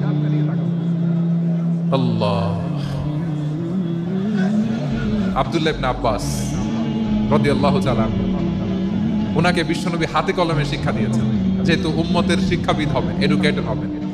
তো বিশ্বনবী রাতে যখন তাহাজ্জুদ পড়তেন, ছোট্ট আব্দুল্লাহ ঘরে থাকতো। বুঝতে পেরেছেন? ছোট্ট মানুষ তো ঘরে থাকতো। তো বিশ্বনবী তাহাজ্জুদের জন্য একবার দাঁড়িয়েছেন, ছোট্ট আব্দুল্লাহ ওযু করে দাঁড়াইছে। আচ্ছা বলেন তো, ইমাম আর মুসল্লি মোট যদি 2 জন হয়, একজন ইমাম একজন মুসল্লি, তো মুসল্লি ইমামের কোন দিকে দাঁড়াবে? ডানে দাঁড়াবে। ছোট্ট আব্দুল্লাহ বুঝে নাই। বিশ্বনবী তাহাজ্জুদ শুরু করেছেন, উনি একটাদা করছেন আর দাঁড়াইছেন পায়ে। কোথায় দাঁড়িয়েছেন? আব্দুল্লাহ বলেন, যখন আমি বায়ে দাঁড়ালাম, আখাযা রাসূলুল্লাহ সাল্লাল্লাহু আলাইহি ওয়াসাল্লাম উযুনি আল ইউমনা ইয়াফতিলুহা, বিশ্বনবী নামাজরত অবস্থায় আমার কান ধরে টেনে আমার ডান দিকে এনে দাঁড় করায় দিলেন। পড়েন সুবহানাল্লাহ। দেখেন, হাতে কলমে শিক্ষা। আর জীবনে ভুলাবে? কথা কয় না, আর ভুলাবে? আর ভুল হবে না। এভাবে বিশ্বনবীর অনেক সঙ্গ পেয়েছেন, সফর করেছেন, একই বাহনে বসেছেন, এক বাহনে বসে লম্বা নসিহত করেছেন, বলেছেন ইয়া গোলাম ইহফাদিল্লাহ ইয়াহফাজকা ইহফাদিল্লাহ তাজিদহু তুজাহাক ইযা সাআলতা ফাসআলিল্লাহ ওয়া ইযা ইসতাআনতা ফাসতাইন বিল্লাহ।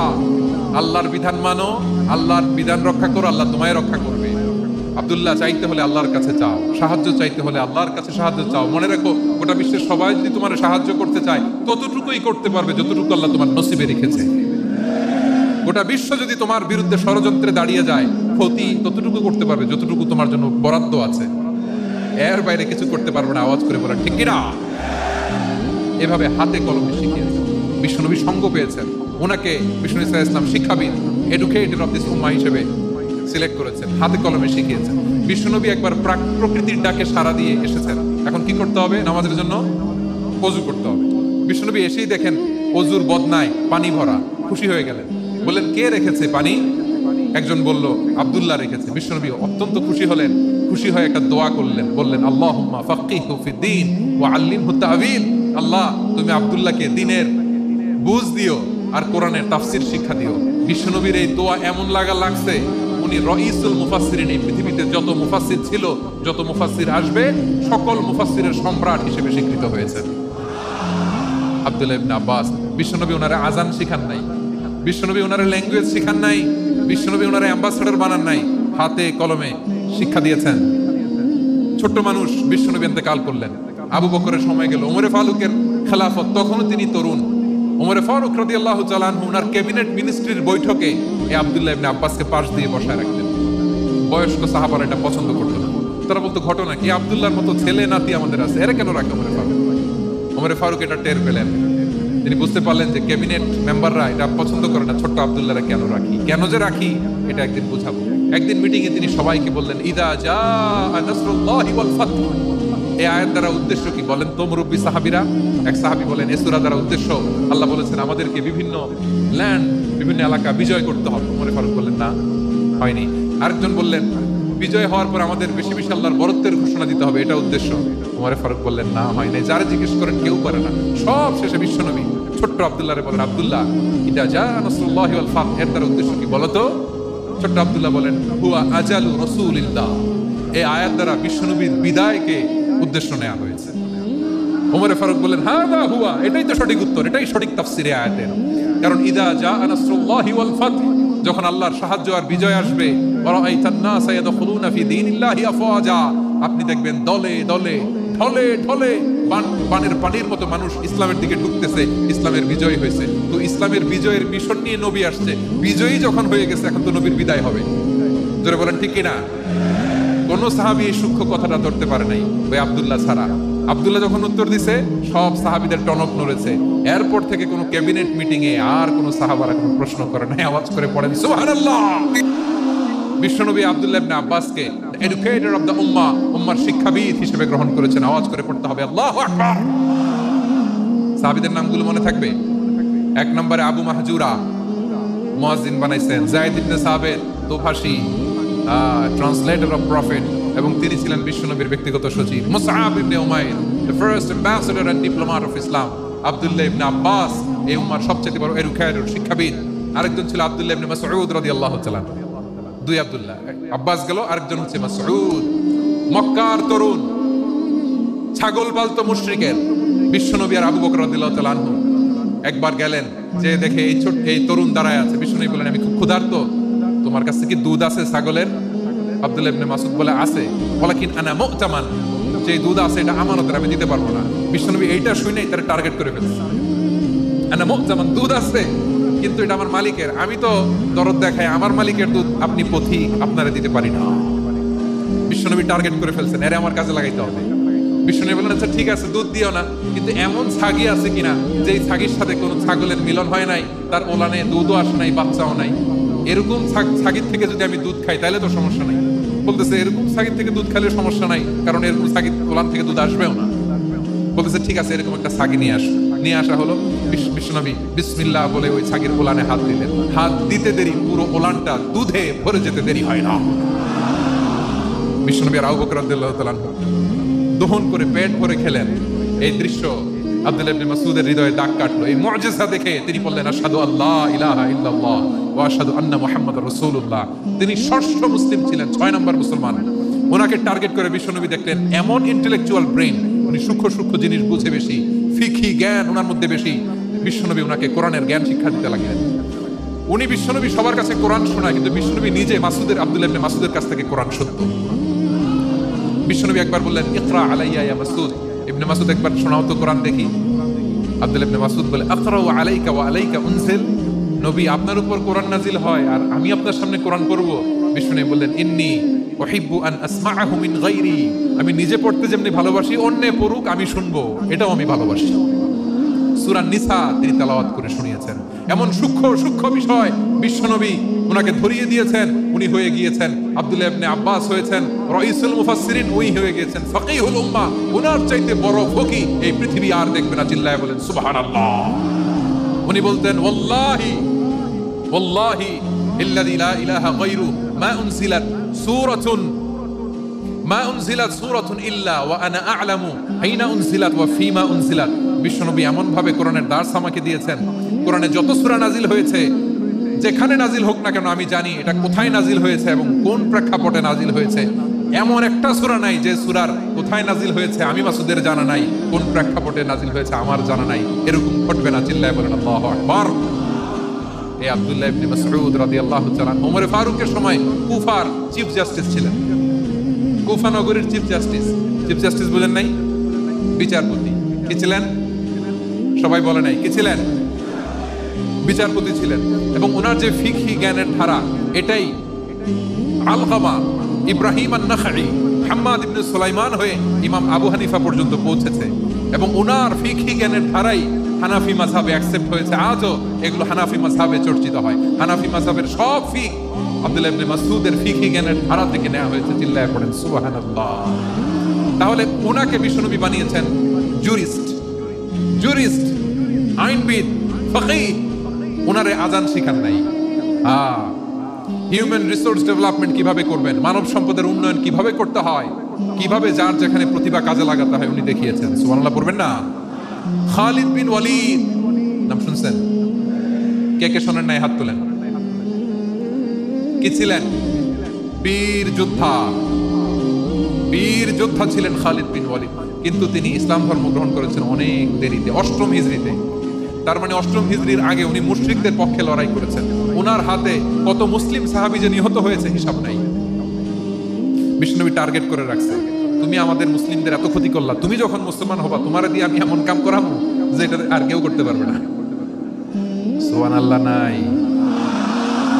যশোর ক্লান্ত হয়ে গেছে।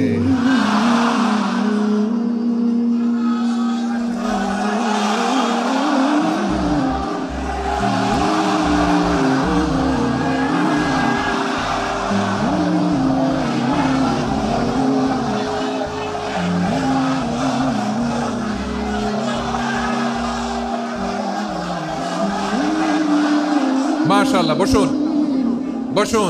বসুন। খালিদ বিন ওয়ালিদ রাদিয়াল্লাহু তাআলা 8ম হিজরিতে মুসলিম হয়েছেন, মক্কা বিজয়ের আগে। তো মক্কা বিজয়ের আগে যখন মুসলিম হয়েছেন, এর আগে কি করছেন? কাফিরদের সাথে যুদ্ধ করেছেন। উনি উহুদের যুদ্ধে মুসলমানদের যে পরাজয় ভাব, কঠিন পরিস্থিতির মুখোমুখি উনার কারণে পিছন থেকে এমন আতর্কিত আক্রমণ করেছেন, মুসলমানদেরকে কচুকাটা করেছেন। 8ম হিজরিতে আল্লাহ তাআলা হেদায়েতের নূর দিয়ে ওনার হৃদয়টাকে উজালা করে দিলেন। লা ইলাহা এটা এমন বাণী যার হৃদয় একবার টাচ খাবে, এইটা থেকে সে আর পালিয়ে বেড়াতে পারে। ঝিনুকের ভেতর লুকিয়ে থাকে যেমন মতি, ঝিনুকের ভেতর লুকিয়ে থাকে যেমন মতি, কলমা শাহাদাতে আছে আল্লাহর জ্যোতি, কলমা শাহাদাতে আছে আল্লাহর জ্যোতি। ঠিক কিনা বলেন? মক্কা বিজয়ের আগে মুসলিম হলেন। হওয়ার পরেই বিশ্বনবীর টার্গেট ফুলফিল হলো। ওই যে টার্গেট করে রেখেছেন আর দোয়া করেছেন, খালিদ বিন ওয়ালিদ যদি মুসলিম হয় তাকে আমি মিলিটারি চিফ বানাবো। ওনাকে আজান শিখান নাই, ওনার কান ধরে নামাজের এই মাথা থেকে ওই মাথা আনান নাই, ফিকহি কোরআনের সূক্ষ্ম তাফসীর ওনারে শিখান নাই, অ্যাম্বাসেডর বানান নাই। বিষ্ণু ইসলাম উনাকে সামরিক অভিযানে প্রেরণ করেছেন। সামরিক অভিযানে তিনি প্রেরণ করেছেন। উনার জীবদ্দশায় উনার নেতৃত্বে যতগুলো যুদ্ধ হয়েছে, একটা যুদ্ধেও তিনি পরাজয় বরণ করেন নাই। ওমরে ফারুকের সময়কালে তিনি চিফ অফ মুসলিম মিলিটারি, মানে মুসলিম সেনাপতি হয়েছেন। যশোর, আওয়াজ করো, ঠিক কিনা বলো? সেনাপতি, মুসলিম সেনাপতি। তাহলে কিভাবে হিউম্যান রিসোর্স ব্যবহার করতে হয় গোটা বিশ্ব আমার নবীর কাছ থেকে শিখে নাও। খালিদ বিন ওয়ালিদ, ওনাকে বিশ্বনবী একটা উপাধি দিয়েছেন। উপাধিটা হচ্ছে সাইফুল্লাহিল মাসলুল, আল্লাহর নাঙ্গা তরবারি, আল্লাহর খোলা তরবারি, দ্য ওপেন সোর্ড অফ আল্লাহ। খালিদ বিন ওয়ালিদ, মুসলিম সেনাপতি। হাসান বিন সাবেত, নাম শুনছেন? দেখি উনি কি ছিল বলেন। রাসূলের সভাকবি, কালচারাল হিজিমনিকে ডিফিট করার জন্য। উনি ভালো অস্ত্র চালানো জানতেন না, ওই কাজে উনি যেতেন না। ওনার ছিল কাব্য প্রতিভা। কাব্য প্রতিভা, কাফিররা কবিতা দিয়ে নবীকে গালি দিত। বিশ্বনবী বলতেন, ইয়া হাসান আজিব আন রাসূলিল্লাহ, তুমি নবীর হয়ে কাফেরদের এই কথাগুলোর জবাব দাও। বিশ্বনবীর একটা মিম্বার ছিল। বিশ্বনবীর মিম্বারের পাশাপাশি মসজিদে নববীতে এই হাসান বিন সাবেতের জন্য বিশ্বনবী একটা স্পেশাল মিম্বার বানিয়ে দিয়েছেন। এখান থেকে তুমি জবাব দাও। এবং বিশ্বনবী বলেছেন, আল্লাহুম্মা আইয়িদহু বিরূহিল কুদুস। আল্লাহ, হাসান আমার পক্ষে জবাব দেয়, তুমি জিব্রাইল মারফত তাকে সাহায্য পাঠাইয়া দিও। রাসূল সাল্লাল্লাহু আলাইহি ওয়াসাল্লামের সভাকবি, the poet of the prophet, নবীর কবি। তিনি কবিতা দিয়ে, এমন উচ্চাঙ্গের ভাষায় কবিতা দিয়ে তিনি জবাব দিতেন, কাফিরদের গা শিহরে যেত, তাদের হৃদয়ে আগুন ধরে যেত। তাহলে এরকম কবিরও দরকার আছে না নাই? এখন যাকে আল্লাহ দিছে কাব্য প্রতিভা, এরা যদি আপনি যুদ্ধের ময়দানে পাঠান হবে? যারা দিছে সুরেলা গলা, এরা যদি অ্যাম্বাসেডর বানান হবে না। হাসান বিন সাবিত ছিলেন বিষ্ণু ইসলামের কবি। হুযায়ফা ইবনুল ইয়ামান, বিশ্বনবীর গোয়েন্দা বিভাগের প্রধান। কিসের প্রধান? হুযায়ফা ইবনুল ইয়ামান। ওনার ছিল ডিটেকটিভ মাইন্ড, ডিটেকটিভ মাইন্ড, গোয়েন্দা বিভাগের প্রধান।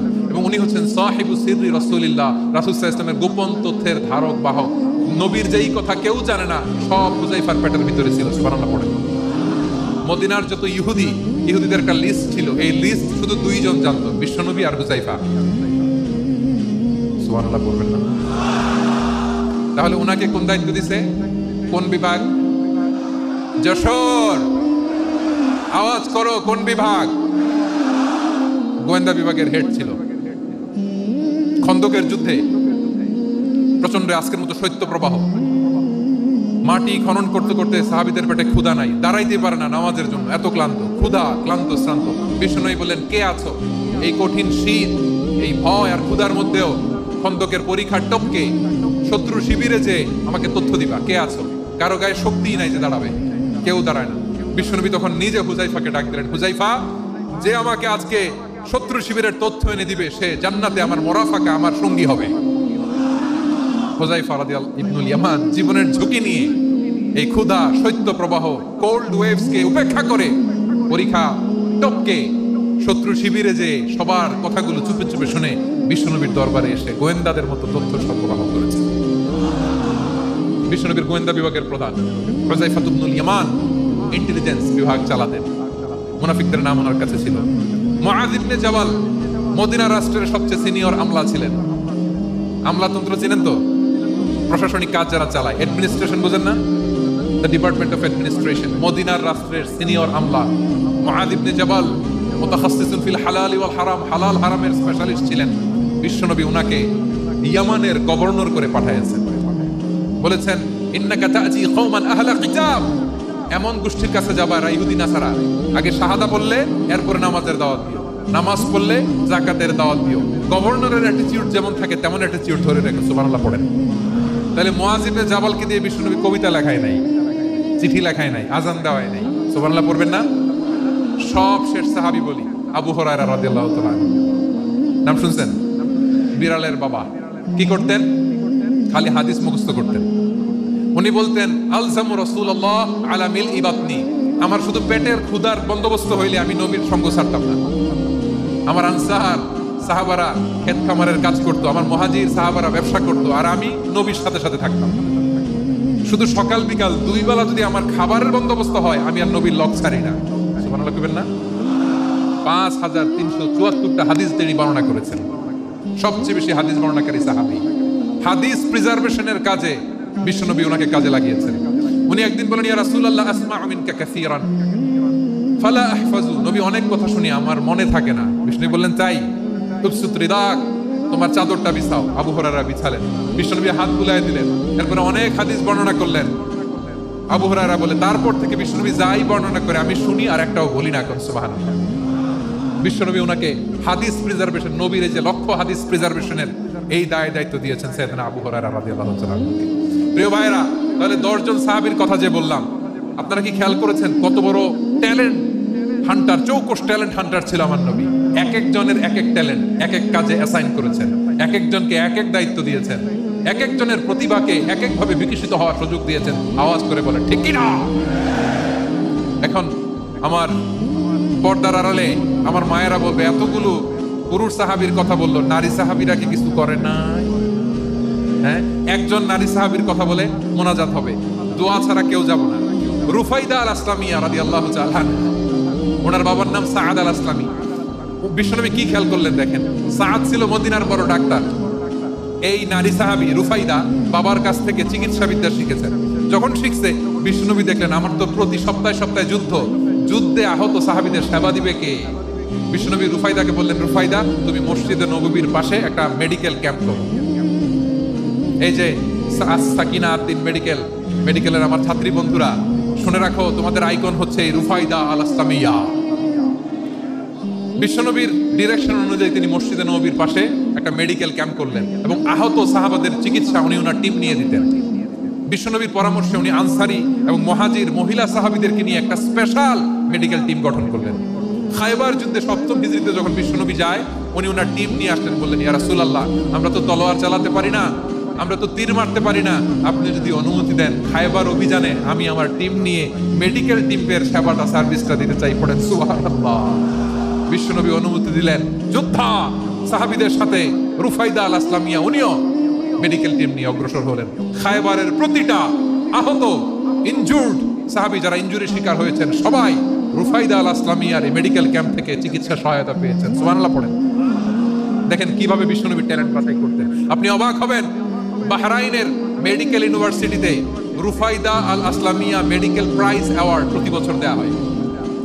যদি আদ্দিনের মেডিকেল আমার বোনেরা যদি জেনে থাকো জানো, না হলে নতুন করে জানো, সার্চ দিও, রুফাইদা আল আসলামিয়া মেডিকেল অ্যাওয়ার্ড বাহরাইনের ইউনিভার্সিটিতে দেওয়া হয়। প্রিয় ভাইয়েরা, তাহলে আলোচনার সামারি আমরা করি। বিশ্বনবী যার যেখানে ট্যালেন্ট তাকে ওইখানে কাজে লাগাতেন। আওয়াজ করে বলেন ঠিক কিনা? এবার একটা ইন্টারভিউ হবে, আওয়াজ করে বলেন, আবু মাহজুরাকে বিশ্বনবী কি বানাইছেন? হ্যাঁ, ভুলে গেছেন? সামনের চুলে হাত দিয়ে বিশ্বনবী কি সুন্দর গলায় আজান শিখালেন। মুয়াজ্জিন।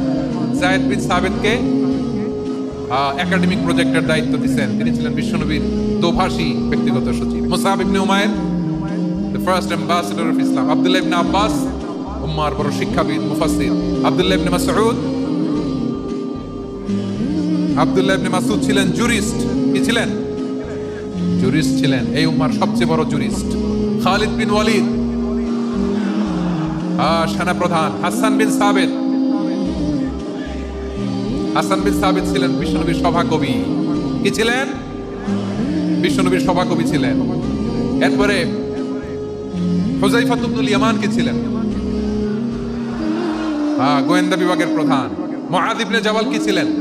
সিনিয়র আমলা, ইয়ামানের গভর্নর। আবু হুরায়রা রাদিয়াল্লাহু তাআলা আনহু হাদিস প্রিজার্ভেশনের কাজ করেছেন। আর আমাদের রুফাইদা আল আসলামিয়া রাদিয়াল্লাহু তাআলা আনহা কি ছিলেন?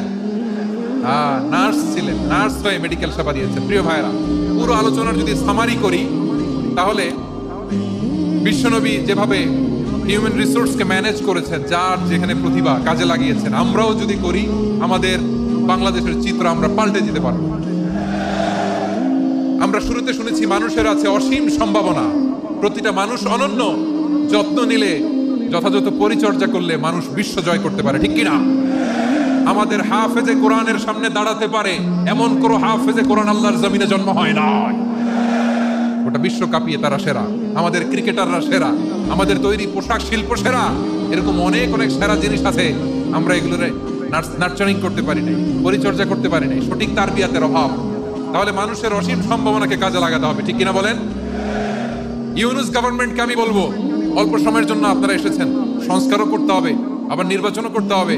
সব সংস্কার হয়তো করতে পারবেন না, যতটুকু পারবেন এর মধ্যে আমাদের যে হিউজ ম্যান পাওয়ার, আমাদের যে মানব সম্পদ, হিউম্যান রিসোর্স, এটাকে ডেভেলপ করে আপনাদের যেতে হবে। যেটা পারবেন না সেটাকে পরবর্তী নির্বাচিত গভর্নমেন্টের কাছে রেখে যেতে হবে, যে তারা যেন করে, তাদের কাছে আপনারা এটা রেখে যাবেন। তাহলে মানুষ চাইলে বিশ্ব জয় করতে পারে, আর মানুষকে হারাতে পারে কেউ? জোরে বলো যশোর, মানুষকে হারাতে পারে কেউ? আল্লাহ আমাদেরকে জনসংখ্যা দিয়েছেন প্রিয় ভাইরা, এই জনসংখ্যা অনেক বড় সম্পদ, এটা আমাদের জন্য অভিশাপ নয়, আশীর্বাদ। আমাদের জনসংখ্যাকে যদি আমরা জনশক্তিতে রূপান্তর করতে পারি, আজকে বাংলাদেশ যে অবস্থানে দাঁড়িয়ে আছে, বাংলাদেশ তার 20 গুণ উন্নতির শিখরে চলে যাবে। চিল্লায় বলো ঠিক কিনা? আমাদের শ্রমিক ভাইয়েরা বাইরে কাজ করে, আমাদের শ্রমজীবী ভাইয়েরা, প্রবাসীরা, তাদের ব্যাপারে গুরুত্ব দিতে হবে। আমাদের শ্রমের দাম সবচেয়ে কম, সবচেয়ে কম। তারা এম্বাসিতে গুরুত্ব পায় না, এয়ারপোর্টে গুরুত্ব পায় না। এই সরকার অবশ্য তাদেরকে অনেক গুরুত্ব দিচ্ছে। আমাদের অদক্ষ শ্রমিককে যখন আমরা দুবাই পাঠাই, অল্প বেতন পায়, কিন্তু ইন্ডিয়ানরা দক্ষ শ্রমিক পাঠালে তার 3 গুণ বেতন পায়। আমরা আমাদের শ্রমিকদেরকে অদক্ষ ভাবে আর পাঠাতে চাই না, দক্ষ শ্রমিক পাঠিয়ে আমরা রেমিটেন্সের বন্যা বইয়ে দেব। আমাদের শ্রমিকদের পাঠানো রেমিটেন্সের টাকায় সচল থাকে আমার দেশের অর্থনীতির চাকা। তাদেরকে সবচেয়ে গুরুত্ব দিতে হবে। আমরা পেয়েছি ফ্রিডম ফাইটার, মুক্তিযোদ্ধা, আর আমার প্রবাসী ভাইরা হচ্ছে রেমিটেন্স ফাইটার। জোরে বলো ঠিক কিনা? তাহলে আমাদের এই জনশক্তিকে জনসম্পদে ট্রান্সফর্ম করতে হবে, ঠিক কিনা বলেন? সরকার জনগণকে এইভাবে পলিশ করতে হবে। মা বাবারা ছেলে মেয়েদের মধ্যে কার কোন যোগ্যতা, তাকে ওইভাবে কাজে লাগাতে হবে। সবার A+ পাওয়ার কোনো দরকার নাই। আমাদের দেশে একটা টেন্ডেন্সি আছে, পরীক্ষায় A+ না পাইলে তুই কি করলি, পাশের বাড়ির ছেলে A+ পাইছে, যা ওর পা দোয়া পানি খা। কি খা?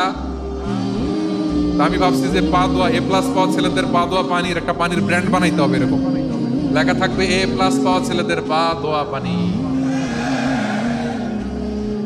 খাওয়া নাই, এগুলার খাওয়া নাই। ওরে আল্লাহ A+ পাওয়ার জন্য বানাইছে, আর আপনার ছেলেকে এই A+ গুলারে নিয়ন্ত্রণ করার জন্য আল্লাহ বানাইছে। ওকে দিয়ে আল্লাহ কি করবে আপনি জানেনই না। একটা A+, একটা A গ্রেড একটা মানুষের জীবনকে ঠিক করে দিতে পারে না। আপনার ছেলেকে আল্লাহ অন্যদিকে যোগ্যতা দিয়েছে। ওদের মনোবল ভাঙবেন না, খবরদার, খবরদার। ছেলে মেয়েদের মনোবল ভাঙবেন না। যাকে দিয়ে যেটা হবে তাকে দিয়ে সেটা করতে হবে, তার প্রতিভাকে সেভাবে কাজে লাগাতে হবে। তাহলে বাংলাদেশ, আমাদের এই জনসংখ্যা জনসম্পদে রূপান্তরিত হবে। আমাদের সরকারের তত্ত্বাবধানে আমাদের 18 কোটি জনগণ দক্ষ জনশক্তিতে রূপান্তরিত হোক। আমরা চাই কি চাই না? আমরা ভালো মানুষ, শ্রেষ্ঠ মানুষ হতে চাই কি চাই না? ওই জাপানিজদের মতো সৎ, ওই ইউরোপিয়ানদের মতো কালচার আমাদেরকে আল্লাহ তাআলা কোরআন সুন্নাহ অনেক কিছু দিয়েছেন। যেহেতু বর্তমানে আমরা দেখছি তারা সৎ, তাদের মধ্যে ভ্যালু আছে, সেগুলো আমাদের মধ্যে আনার দরকার আছে না নাই? আর ইসলাম দিয়ে আমাদের জীবনকে সাজাতে হবে, ইসলাম দিয়ে আমার পরিবারকে সাজাতে হবে। ইসলাম থেকে, কোরআন থেকে প্রেসক্রিপশন না নিলে জীবন সুন্দর হবে না। কোরআন থেকে প্রেসক্রিপশন না নিলে সমাজ সুন্দর হবে না। কোরআনের প্রেসক্রিপশন না মানলে রাষ্ট্র সুন্দর হবে না। কোরআনের প্রেসক্রিপশন অ্যাপ্লাই না করলে শুধু দুর্নীতি দমন কমিশন দিয়ে দুর্নীতি বন্ধ করা যাবে না। এজন্য কোরআনের আইন আমরা চাই কি চাই না? প্রিয় ভাইয়েরা, হিউম্যান রিসোর্স ডেভেলপমেন্ট, মানব সম্পদের উন্নয়ন, আমাদের সরকার যেন এদিকে নজর দেয়। আমরা যেন এই ব্যাপারে যত্নবান হয়ে উঠি। যাকে আল্লাহ যে যোগ্যতা দিয়েছে, এই যোগ্যতা দিয়ে আমরা যেন ইসলামের জন্য, দেশের জন্য কাজ করি। আমরা যেন আমাদের স্কিল ডেভেলপ করি, আমাদের পটেনশিয়ালকে ডেভেলপ করি। মোরালিটি, ভ্যালিউজ নিয়ে শাইখ আহমদুল্লাহ আলোচনা করেছেন, এগুলো দিয়ে যেন আমরা আমাদেরকে সাজাই। আল্লাহ তাআলা আমাদের দেশকে তুমি নিরাপদ করো, আমরা পড়ি আমিন। আল্লাহ আমার 18 কোটি জনগণকে তুমি জনশক্তিতে রূপান্তরিত করো, আমিন। আল্লাহ আমরা হাতে হাত রেখে, কাঁধে কাঁধ মিলিয়ে, ভাইয়ে ভাইয়ে যেন এই দেশকে করতে পারি, আল্লাহ তুমি তৌফিক দান করো, আমরা পড়ি আমিন। আমার প্রিয় মহিউদ্দিন ভাই বলেছেন, হুজুর এমন একটা ঘোষণাপত্র দিয়ে যাবেন আজকের এই ঐতিহাসিক যশোরের প্রোগ্রামে, যেটা গোটা বাংলাদেশে মানুষ এটার উপর আমল করে। আমি যে কথাটা বলেছি এটাই, আসুন আমরা আমাদের জনসংখ্যাকে জনসম্পদে ট্রান্সফর্ম করি।